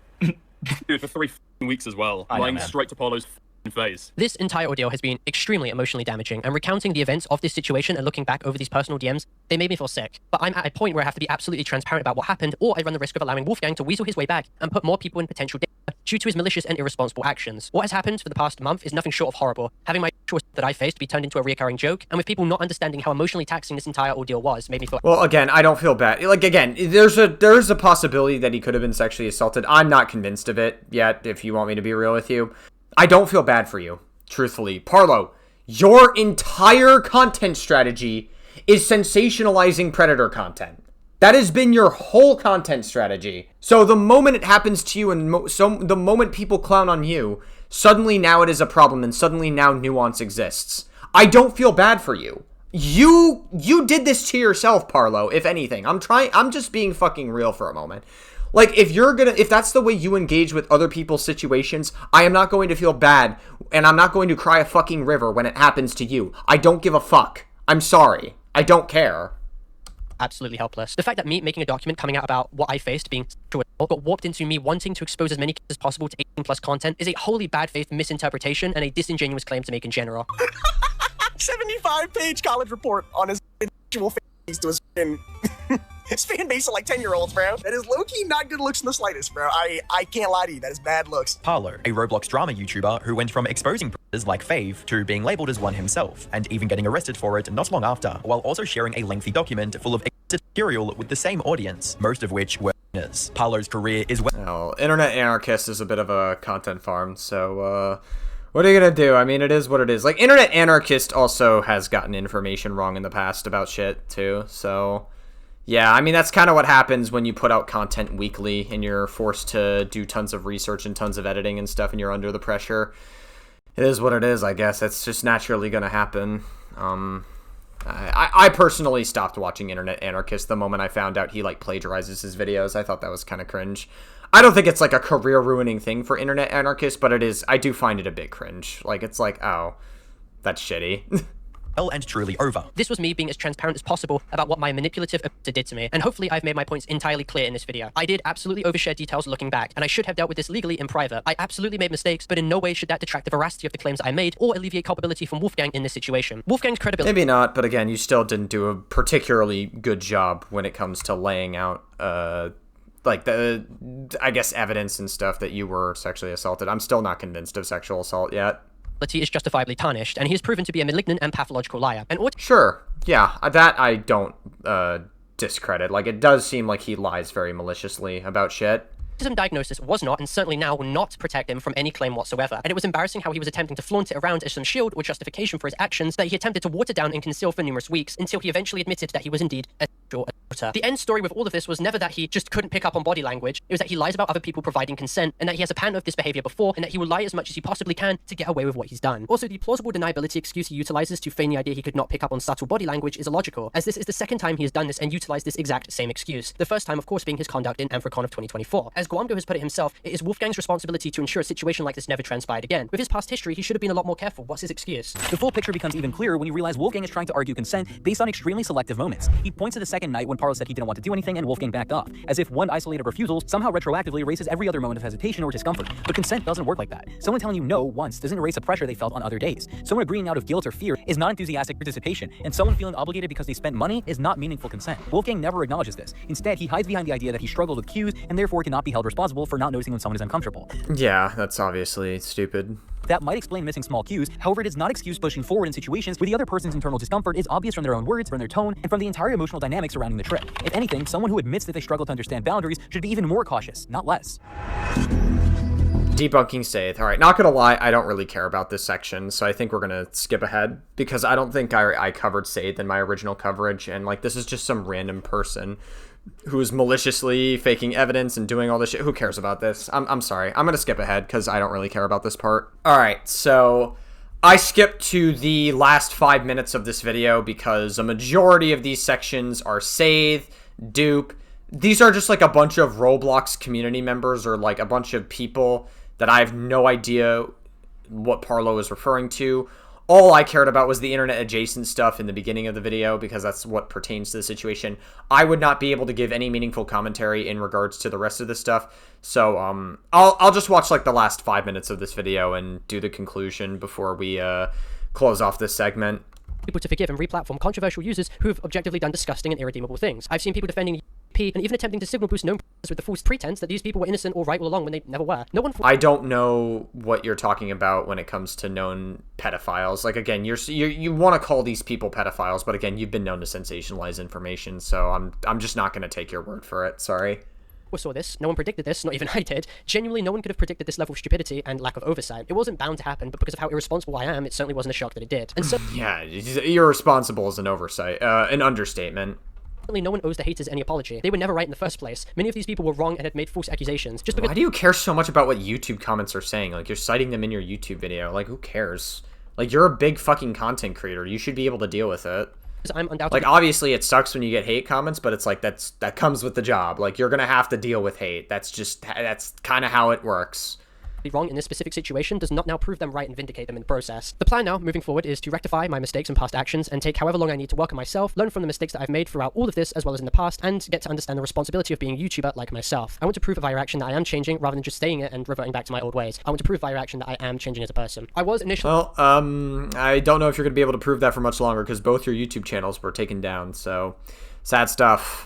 Planning to leave for a couple months after my response came out on my main platform. However, after Mugen deliberately sabotaged my platform and my ability to get income, the situation's completely changed. He's completely flipped the table. I felt it necessary to prove my side of the story in this video and not hide from my problems as other people have done before me, and hopefully it reaches all concerned people in the process, because all I want is for people to understand the fundamental context behind what happened. Unfortunately, in this situation, all nuance has been stripped, my trauma has been marked, and I've been... All nuance has been stripped? Yeah. It's interesting. All nuance has been stripped.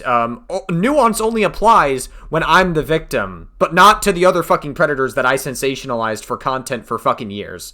Ha. Yeah, okay, dude. Effectively dehumanized, and that's not fair. Everyone... Cool. I don't care. Sorry. I don't feel bad for you. You did the same thing with the people that you covered that, like, were unproven, and you sensationalized shit in your videos. I don't care. Deserves an This is the kind of shit that you constantly engaged in yourself. I don't care. Opportunity to make their side clear, and I've made mistakes in how I went about it, but I hope that this video provides a more holistic view on all that's transpired. Somewhat. I mean, again, the only opinion I've really changed is that Wolfgang is not a good faith actor, and I probably shouldn't be so easily trusting of him, so fair enough on that, but you still haven't really proved that sexual assault happened, so...